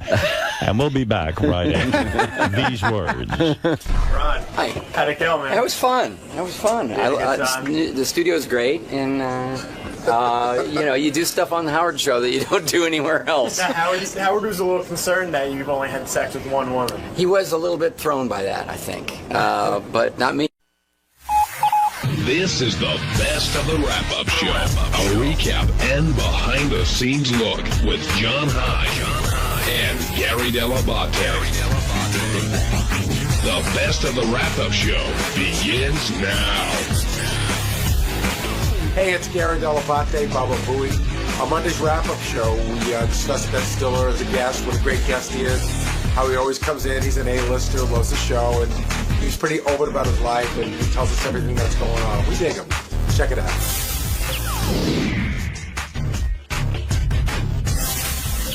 And we're going to talk about Ben Stiller, longtime friend of the show, Ben Stiller. Yeah, he comes in to promote all his movies, and I think, listen, he's a big star. He likes us. You know, what more do you need? Now, he and Howard seemed that their relationship was going someplace, and then I guess it dropped off. I thought Ben said something that was really telling and not a joke today. He said, yeah, you sort of dropped the ball. And Howard goes, really? I thought you dropped the ball. And Ben said, well, when I didn't get the wedding invite, I figured I was on the outs. And I didn't think that was a joke. I didn't think that was a joke either. Did you, Benji? No, but I also didn't think I didn't think about it too much. You don't have a thought on it, do you? I did think it was a joke. How'd you think Ben looked today? Skinny, and his hair. He had the funky hair. Yeah. Do you think a couple people said he seemed depressed? Oh, I got it. No, go ahead. Do you agree? I don't know. That's sort of his demeanor. He's sort of like the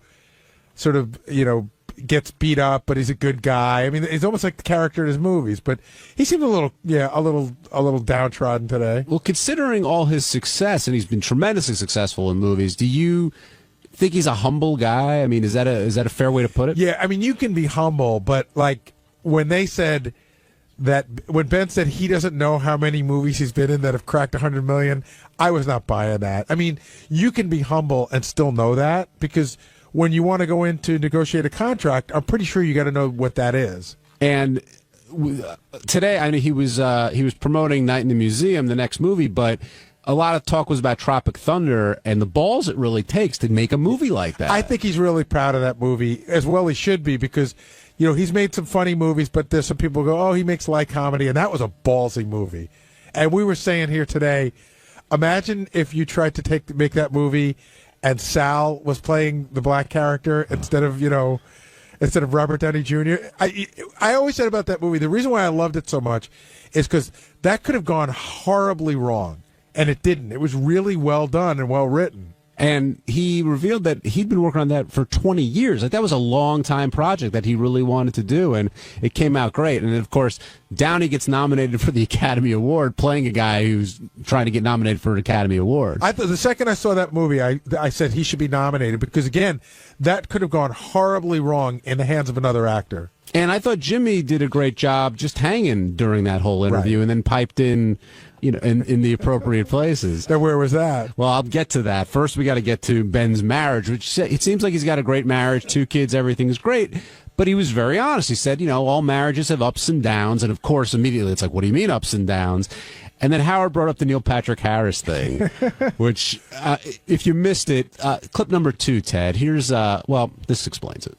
Neil Patrick Harris. I was getting down. Could be one of the said downs. he never had sex with a woman. He had sex with your wife.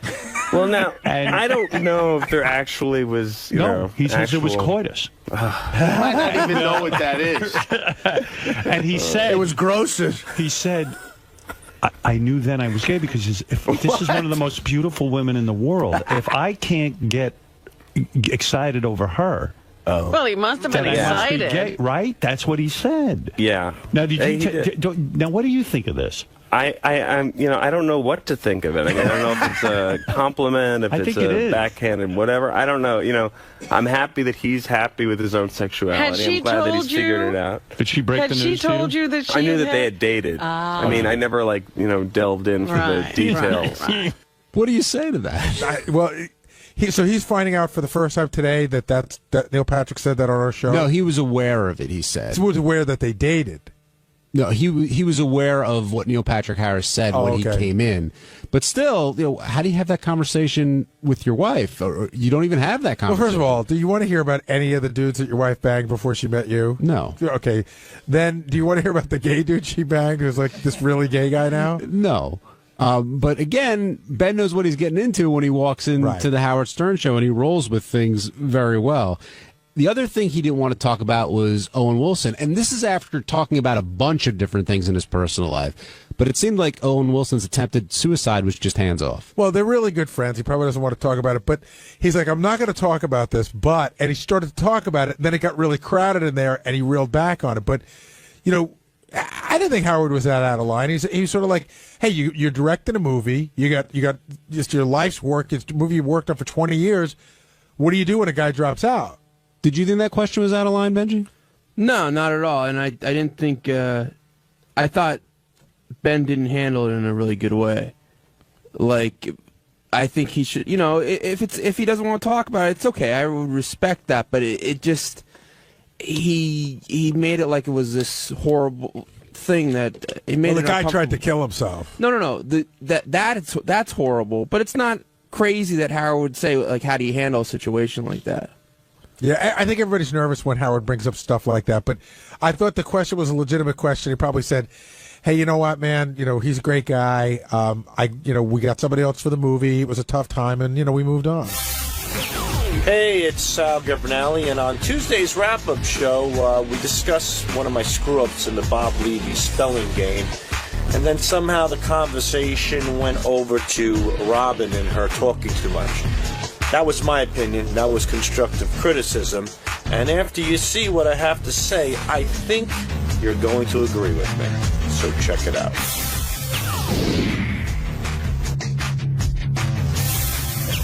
Sal, I'm glad you came down here. I see your stuff in your face. I'll give you a second. But I know you apologized for the misspelling and you blamed Google and Gary and Robin and everything else, but ultimately you took responsibility for your mistake. No, in an argument where one's right and one's wrong and it's Sal and Google, I think one is Sal, who was trapped in a pizzeria as a kid. Hostage. Hostage. And the other one is a company that recruits Harvard and Yale kids. So I don't know, Sal. It's I a think bad you summed matchup. up. I think you summed it up right there. But Sal, you did the greatest prank ever, you and Richard. It was vintage, you guys, and then you fuck up 10 minutes later. So explain the fuck up. We don't care about the prank. Exactly. Why'd you blame Google?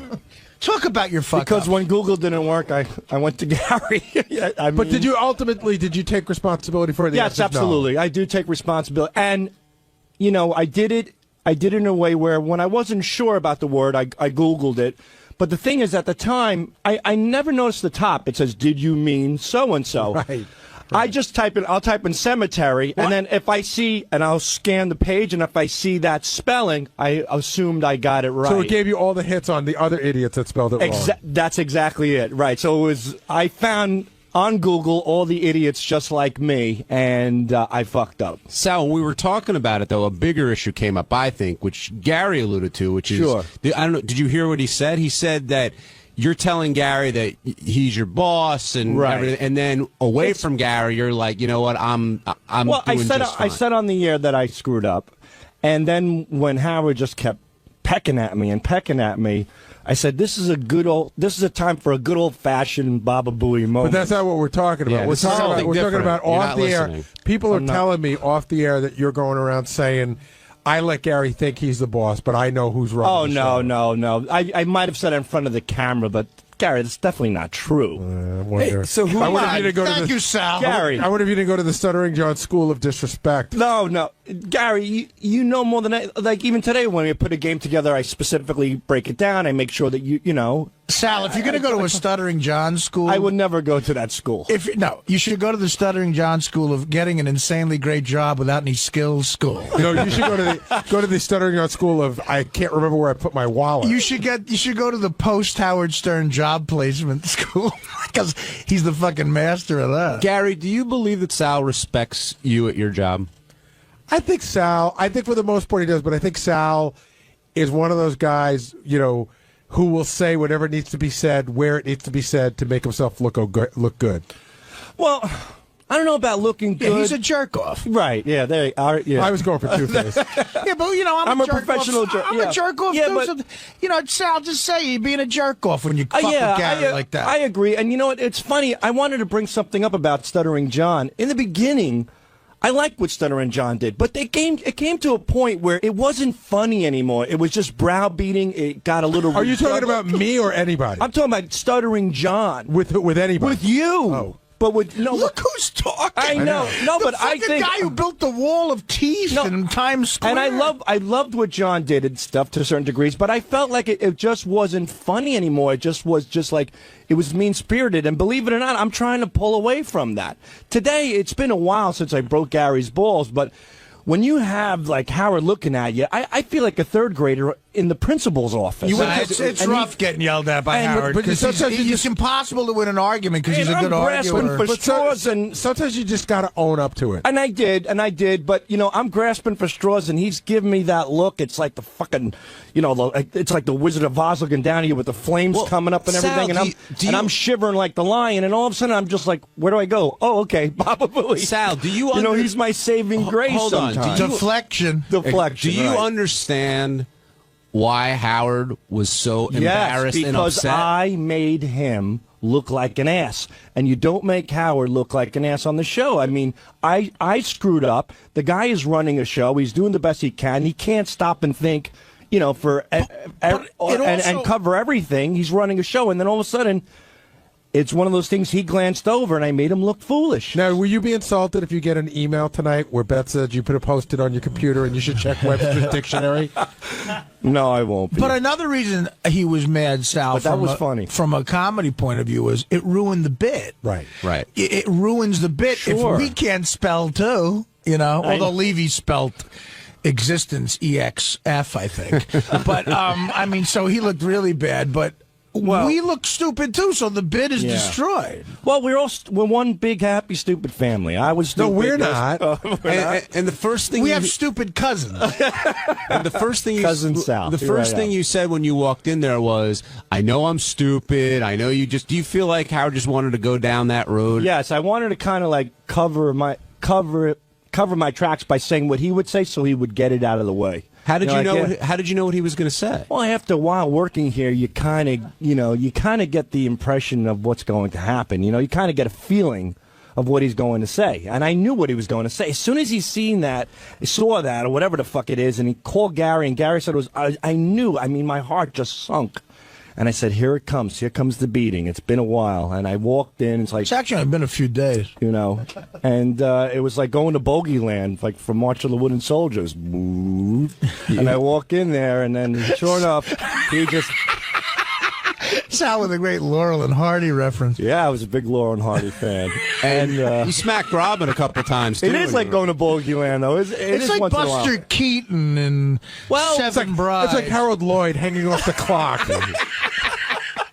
With Robin, look, I like Robin. I'm not going to be one of those guys. I love Robin, but I like Robin, but she's got to know her place sometimes. What is her place? Well, yeah, what do you know mean what I by mean? that? Well, there's a pilot and there's a co-pilot. Back of the bus, Sal? Is that what you're saying? No. That's a long time ago.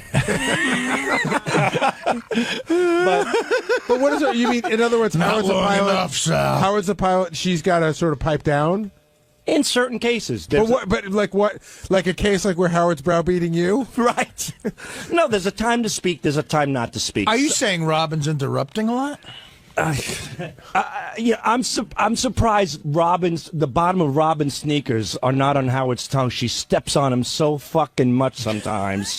I agree. She doesn't have track mark. I'm surprised she doesn't have the track marks all over his fucking face from her Reeboks, because she sometimes just keeps interjecting. It's like, hey, you're going to fucking spew your garbage at 10 o'clock for 45 minutes. Get it all out then. Hold back a little bit. You're calling the news garbage? No, That's I'm spewing? just a figure of speech. You know, spew her stuff or whatever. I feel like we're all like cannibalizing each other now. Like we're all like this. Well, we're not. But like we're all like, he's yelling, Artie's talking too much. He's yelling, Robin's talking too much. I feel like come on, we used to be a family. What happened? I'm trying to. This is Family, Gary. Do you mean we're all eating each other? It's a dysfunctional Yeah, I know, but I feel like we're tearing each other down. I know. Well, but listen, even Artie agrees. It is weird, Gar. Lately, there's been negativity on the Howard Stern show. I can't believe. No, I mean, Robin. So wait, you said at 10 o'clock Robin should do her thing. So from 6 till 10, do you think she should just sit there? No, knowing that she's got the last hour.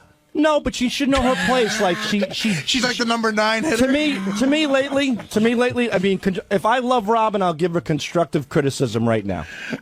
I thought you said. All right. You want me to tell the truth? No. You didn't. I love Robin. This is not a diss. This is not negativity. Let's hear what he has to say. What do you have to say? Hold on. I admire Robin. I look up to Robin. I pinch myself every day that I'm working with a great person on the Howard Stern show. You look up to Robin because she's taller than you. But if I may give her some constructive criticism, like she would for me, somebody you care about. Okay. What is your constructive criticism? Slow down on chiming in. Slow it down, Robin. Slow it the fuck down. When there's a guest on and Howard's mid-sentence in a question and she chimes in and she just demolishes that question with something from left field, sometimes it makes my hands crunch into a fist. Just take it easy on chiming in so much. Think about what you want to say. Think if it's that important to interrupt Howard Stern when you say it, and then take the approach, whether you're going to do it or not. She has a tendency sometimes to get real.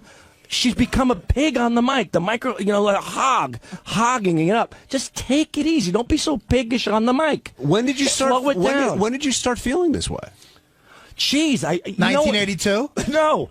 I would say, recently, about 7 months ago, somebody sent in an email, and Howard read it, that Robin is chiming in a lot. She's not chiming in. She's stepping on Howard a lot.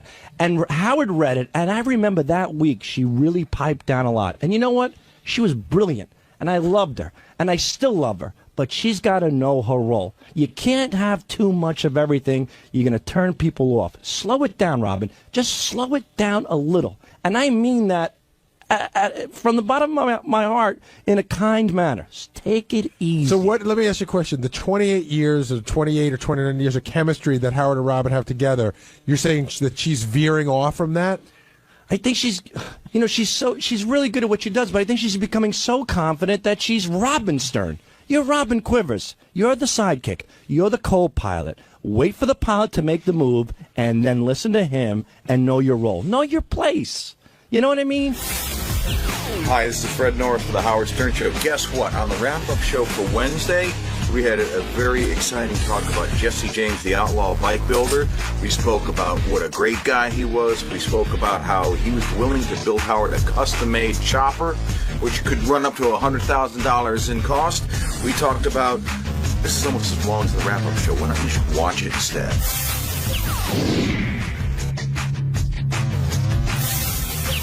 Our in-studio guest today was the only Jesse James. And did you know a lot about Jesse James coming into this, Gary? Knew nothing about him. Really? In fact, I mean, here's what I knew about him. That he used to be married to Janine, that he had something to do with motorcycles. I wasn't sure what. And that he's married to Sandra Bullock. But my first hint that he was more than just a guest came when our very own program director, Tim, came in and said that was his hero. He said that, he goes, "You're my hero." And I didn't understand exactly what he meant. And now as everyone called in, I realized, like, if you're into motorcycles, he's the guy. Well, it's not only that, Gary. That's when Tim encountered you. You didn't see Tim jumping and running down the hallway to get to see Jesse James. I mean, he was just he had stars in his eyes. Yeah, he said Tim told me he was nervous meeting Jesse James, and I was a bit of a dick. I felt really bad. He goes, Jesse, I just got to tell you, you're my hero. You're unbelievable. I think the world of you. And I go, that's so funny because that's what he said to Arlen Specter last week. Because it's true. He likes Arlen Specter, too. Now, does Jesse James come off as a badass at all? No. I mean, I didn't know much about him, but he's got a really good vibe. He just seems like a good guy. He's like sort of, I read the notes on him, and I see he's been through some crazy shit, but, he doesn't look like he's going to kick your ass, except for all the tattoos going up and down both arms. But he seems like a sort of a gentle guy, and I don't know. I think he came across as really nice. And Tim wasn't the only one who was excited. Fred was happy about it, and I think Fred's going to drop by. But Robin was also very excited to meet Jesse James. Is that the titties were out for him? Is that what the deal was? That's the rumor that was going around. I don't know if there's any truth to that. The truth is the titties were out. Whether for him or not, I don't know. Right. That may not have been the reason. But had you seen him at all on Celebrity Apprentice? No. In fact, I only heard a couple of clips. I heard one clip that JD had pulled for when Dennis Rodman was here, where Dennis Rodman went off on him. So, in fact, I thought I knew what he looked like, and I was completely wrong. I don't know why. I thought he was Ricky Rackman. You know what I mean? Like, that's the vision I had in my head. Jesse James, I don't know, all those West Coast guys that were married to porn stars. So I probably couldn't even pick him out of a lineup before today. But again, really nice guy. I mean, he's a lot different on Celebrity Apprentice based on the way they put it together. And you got to hear, he spoke more here than he did in the entire season. And I thought he was pretty charming. Did you like him on the show today, Benji? Yeah, I think he was very likable. It was funny. I like how pissed he got at Ralph, though. It was like he's such a nice, friendly guy, but like Ralph really got him. Like he looked like he was like ready to start punching someone. Well, one, that's Ralph's expertise, as we all know, and two, you don't want to mess with this guy. And he talked about that a little bit. He doesn't want to put that out there because he's challenged a lot, because he's known to be a pretty tough customer. Takes one swing at me, I'll have all that miscongeniality money. And miscongeniality too. Exactly. Don't forget that. Now, before we get to Sandra, we got to talk about Janine. He didn't really talk a lot about their marriage, but you could tell it was a rough ride. Yeah, he kept calling it his nuclear disaster, which is, you never want to have your relationship referred to that way. And I thought that the line really hit it on the head. Howard goes, "It must have been great. You're married to this porn star." And he goes, "Dude, everything isn't the way it looks when you see it," and that spoke volumes about it. Yeah, if you missed it, well, actually, I'm sorry. I don't know if you have the line. Yeah, I have. I think I have the line you're talking about. Here's I think this sums it up pretty much. Hit it, Ted. Was it weird for you being married to a porn star for a while? Like, I mean, is it that like guys think that they can have their way with your wife, and I think it. She'd been retired for like 5 years. Right. And so it wasn't really like on the tip of your tongue, it wasn't like, oh, she's a current huge star, it was like over in the past and she was changing. But then, I think it's harder for her to be in that kind of spotlight, Would you recommend that a guy marry a porn star, or do you think that they have too many problems that it's just too much of a thing to overcome? Just buy the DVD. Just buy the DVD. Yeah, don't even go there. Just buy the DVD. Yeah. Okay. It's better to beat off. That was a line. Yeah, that pretty much sums that up.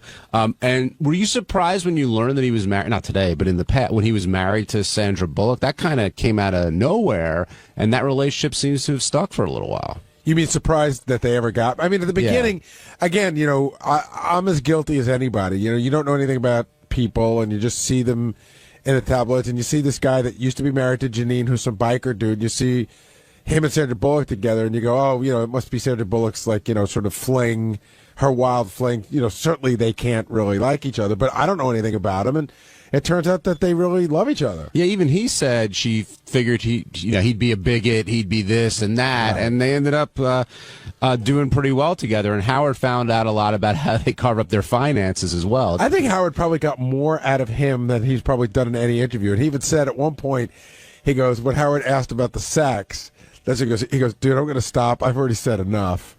Now, he also gave advice about how you have to listen to girlfriends and your wife, and he's talked about going gardening, and that's the greatest idea I've ever heard. Right, but he said it in such a sarcastic way, as if you have to be really not sincere and go, "Honey, gardening's great."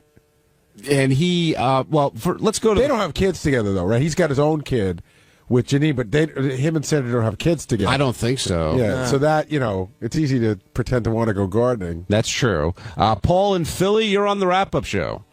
Hey, how you doing, guys? Good, Paul. How are you? Great. Listen, I just wanted to tell you, I thought Jesse was really good today.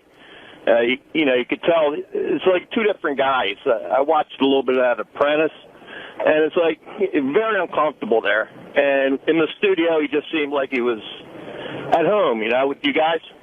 Yeah, he said, I got to tell you, he told me in the green room, and he said it when he first walked in, too. He said he was extremely nervous about coming on.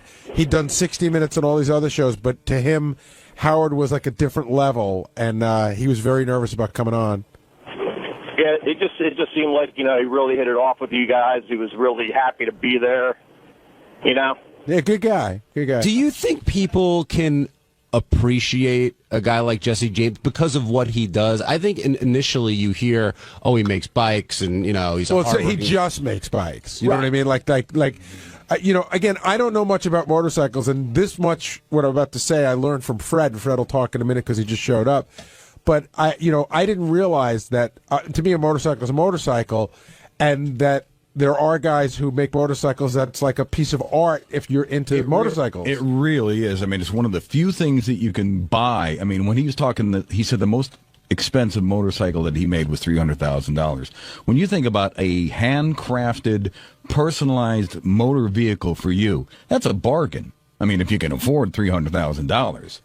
That was the other great part of the show this morning was when he offered Howard a bike, to make Howard a bike, and Howard said, first of all, listen, I could buy my own bike. There are Tim came to my office and started jumping up and down again and going, I can't believe he's not going to take the bike. Why won't he take the bike? He's got to take the bike.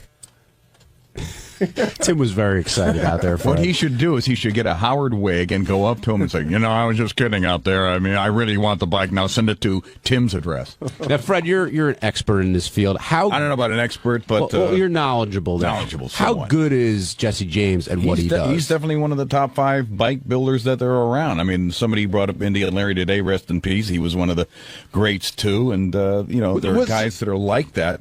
And I really think it's like the last frontier in terms of like customized cars and bikes and things like that. People don't customize cars that much anymore because I think they all look the same and they all look like jelly beans. But at least with a motorcycle, it's like the last frontier. It's kind of like being a cowboy.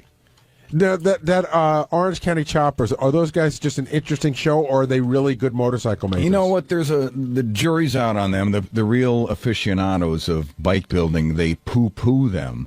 And I'm one of the few people that doesn't, because I think anybody that brings bikes into the collective consciousness of the United States and makes them more acceptable and makes them appealing to the masses, that was one of the things that Jesse was talking about this morning. When you're riding in traffic, people have no respect for motorcyclists. I mean, they barely have enough respect for other cars. Well, I think when you're on a motorcycle, you're very vulnerable. I don't know why this pisses me off. I'm always very respectful. Like a motorcycle guy, if he's in front of me, I like to be very far behind because I always think if he falls, I don't want to run him over. Right. The thing that always pisses me off about a motorcycle guy is when he goes between cars. Something, I agree with that, and I think in New York State, I mean, there's certain places in the country where I think that's legal. I don't think in New York State that is legal, and I agree. I think it's a dangerous practice, and I think people should not do that because it freaks people out. Well, also, a motorcycle guy, like on the highway, they always show up in your blind spot when they do that. Well, that again, it's like that comes down to bad motorcycle riding. I mean, I used to ride a lot when I was like 14, 15, 16 years old. I rode a motorcycle before I ever drove a car. And I got a motorcycle again about maybe 10 years ago. I hadn't ridden in years. Maintained my license, hadn't ridden in years. And I, when I decided I was going to go back, I signed up for a motorcycle safety course, took a series of lessons, read a lot of books, and that's one of the reasons I feel fairly confident when I'm riding on the road, because they'll teach you where not to ride in the blind spot, what not to do, the stupid things that you can do to get yourselves in the trauma unit. All this talk about safety, so that brings me to a question. You've known Howard longer than me. Is in your time with the show, was there ever any chance that Howard's getting on a motorcycle? Not unless Bianca and Beth were like being held for ransom or something. There's no way that he would do it. On Thursday's wrap-up show, Sal came by, and I don't know how it came up, but we got started talking about Robin again. And Sal at first was trying to explain himself, but then he broke down a little bit, and it led to a lot of good conversation, a lot of controversy, and Robin eventually coming in here to confront him on what's going on in Sal's mind. And I've been trying to figure that out for 3.5 years. But it was a good show, and watch for yourself.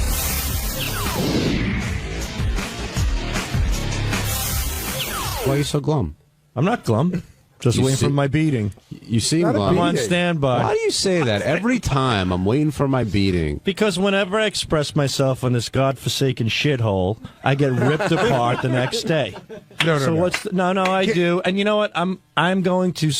Maybe this is a good what thing. are we talking about here? Are we talking about the game, or are we talking about how you verbally attacked Robin? Which godforsaken shithole are you referring to? Okay, I know I attacked Robin. I didn't view it as an attack. I knew I attacked Robin. I didn't view it as an attack. It came off as an attack. Well, how would you view it? In other words, you just said, I know I without attacked... being redundant, it was constructive criticism that she took personally. And I know a lot of people feel that way, and I'm sorry. I'm sorry that I offended Robin. That wasn't my intent. But, if somebody else gave criticism, it wouldn't be as bad. I always have to be the guy that stepped on and that's not true. That's wrong. That's just not true. No, it is. It's true. It is. Because I'm the only one. I'm the only one that gave Robin good advice, as far as I'm concerned. No, you're the only one that gave her that advice, and you think it's good advice, and that's you could think that, but. You're not better than me, Gary, to tell me. I'm not saying I'm better than you. I'm saying you don't have the ability to recognize that you took a solid 10 minutes on the wrap-up show to talk about how Robin is literally single-handedly fucking up the show, and it's your opinion that she's fucking up the show, and we don't say a word, and we let you say whatever you want, and you don't have the ability to think that she might be offended by that. Well, you interpret it as me saying she fucked up the show. I said I would prefer if she just slowed down a little bit. And that's what I really said. Slow down. Know your place. Slow the fuck down. And that's it. And then it just turns into this whole... So, you know what? I'm not going to express my opinions anymore on you guys. Because when I do, everybody gets into a tizzy. Everybody gets all upset. It's not worth it. Actually, you probably get called on the carpet about 1 out of every 10 times you express your opinion, because you express your opinion a lot. But seriously, when you were talking... Did it not hit you in the head that Robin might not appreciate that? Were you surprised when Robin grabbed you in the hallway? I lost a little sleep the night before. Did she just? It started hitting me like, oh boy, I wonder how she's going to interpret this. I hope I didn't. I felt bad about it. I thought it was a little. But why would you feel bad? It's just an opinion. A little harsh. But it's an opinion. It wasn't an attack. It was tough love. But like when you said that Howard's tongue had Robin's feet mark on it, like was that? It's got a Reebok mark. Well, Reebok mark. Sometimes you have to paint the picture to get your point across, and I felt at that moment that was the case. And I have no ill will towards Robin. She told me to fuck off. God bless her. Whatever she wants. I'm sorry to interrupt you, but what happened? She just grabbed you in the kitchen and said, fuck off? She was in the kitchen. Or did you say something to her first? Like, did you say, hey, I love you? Or no, I didn't say, hey, I love you. Hey, Robin, listen, about that you suck thing. I said something like, hello, Robin. She's like, should I say hello back, or would I be talking too much? And you go, really? What do you mean? And I said, really? What do you mean? I really did.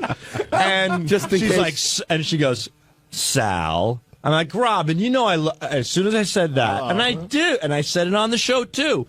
She goes, love you, schmuff. You don't start with that bullshit. Just because you have, and she really laced into me. She's like, just because you have problems at home and blah, blah, blah, and you have the ability to stand up to your wife and you have issues with women, you think you could take it out on me. I'm like, no, it's not that's not the case at all. I go, Robin, that's not the case. I go, I just want to let you know that in certain circumstances, I think you chime. And she's like, fuck off. And she turned around with her cup of celery juice that's going to go up her ass in the next 5 minutes. And I said, Robin, I go, let me. She goes, take another step. I'm throwing this in your face. And I'm like, whoa, and that was it. And you know what the greatest part is? The thing is, I really feel bad. I don't like to have tension between people, especially your coworkers and your friends. I feel bad about it, but it bothers me. I don't know. Like I expressed how I felt, but it's not worth it. I don't think you expressed it in a way that somebody would like. You thought it was constructive, but it really did come across as a bit of an attack. And my favorite part, by the way, is how you made a point of telling us that day, I'm not going to be one of those fucking assholes that says, I love you, Robin, but. And all you've ever said, starting every sentence, including when you saw her in there, was, I love you. Yeah, that's true, but I said that I'm not going to be an asshole that says, I love you, but, because I really do love her. Like, I'm not going to be a liar. That's what I meant. Like, after, on the show I'll take 500 shares of Wogistics, please. You need a decipher from, like, the 𝗦𝗵ci code to figure out what Sal means when he says shit. When you get caught in a conversation with Sal, I do understand why he was so successful at selling stock. Because he really tells you. Like, sometimes I would walk out of there confused. Well, that's because he says 3 different opinions that often contradict each other in one statement. I said what I meant. What? And Robin walks all over Howard? That I care about Robin, but I felt lately she's been chiming in too much, and I meant that. I expressed it maybe in a harsh way that she took offense to it, and I'm sorry that she took offense. Can I just ask? I don't like the tension. I do like Robin, and I think she's great at what she Assuming your does. criticism comes from a sincere place, did it ever occur to you that maybe a 25-year broadcasting veteran didn't want to hear the opinion of a stockbroker? More like a 30-year veteran. Robin's been on there for like 30 years. A wise man learns from a fool. A fool learns from no one. What? It's exactly what I said. If you guys can't interpret that. A wise man learns from a fool, and a fool learns from no one. So that means there's always something you can learn, whether God... No, what it means is a fool has the inability to learn nothing, but a wise man should listen to the fool. Yeah, you can learn from a fool's mistakes. You can learn from a fool and a fool's actions. But there's always advice to be given. So who are you in the scenario? Who are you? Unfortunately, I'm the fool because Robin has the experience. So I'm putting Robin on the pedestal here. But she can learn. So you can always learn something. But I'm just saying it was unsolicited. Hey, like if she had come to you with a does friend Richard and Roper said, have the right to tell somebody how to direct a film?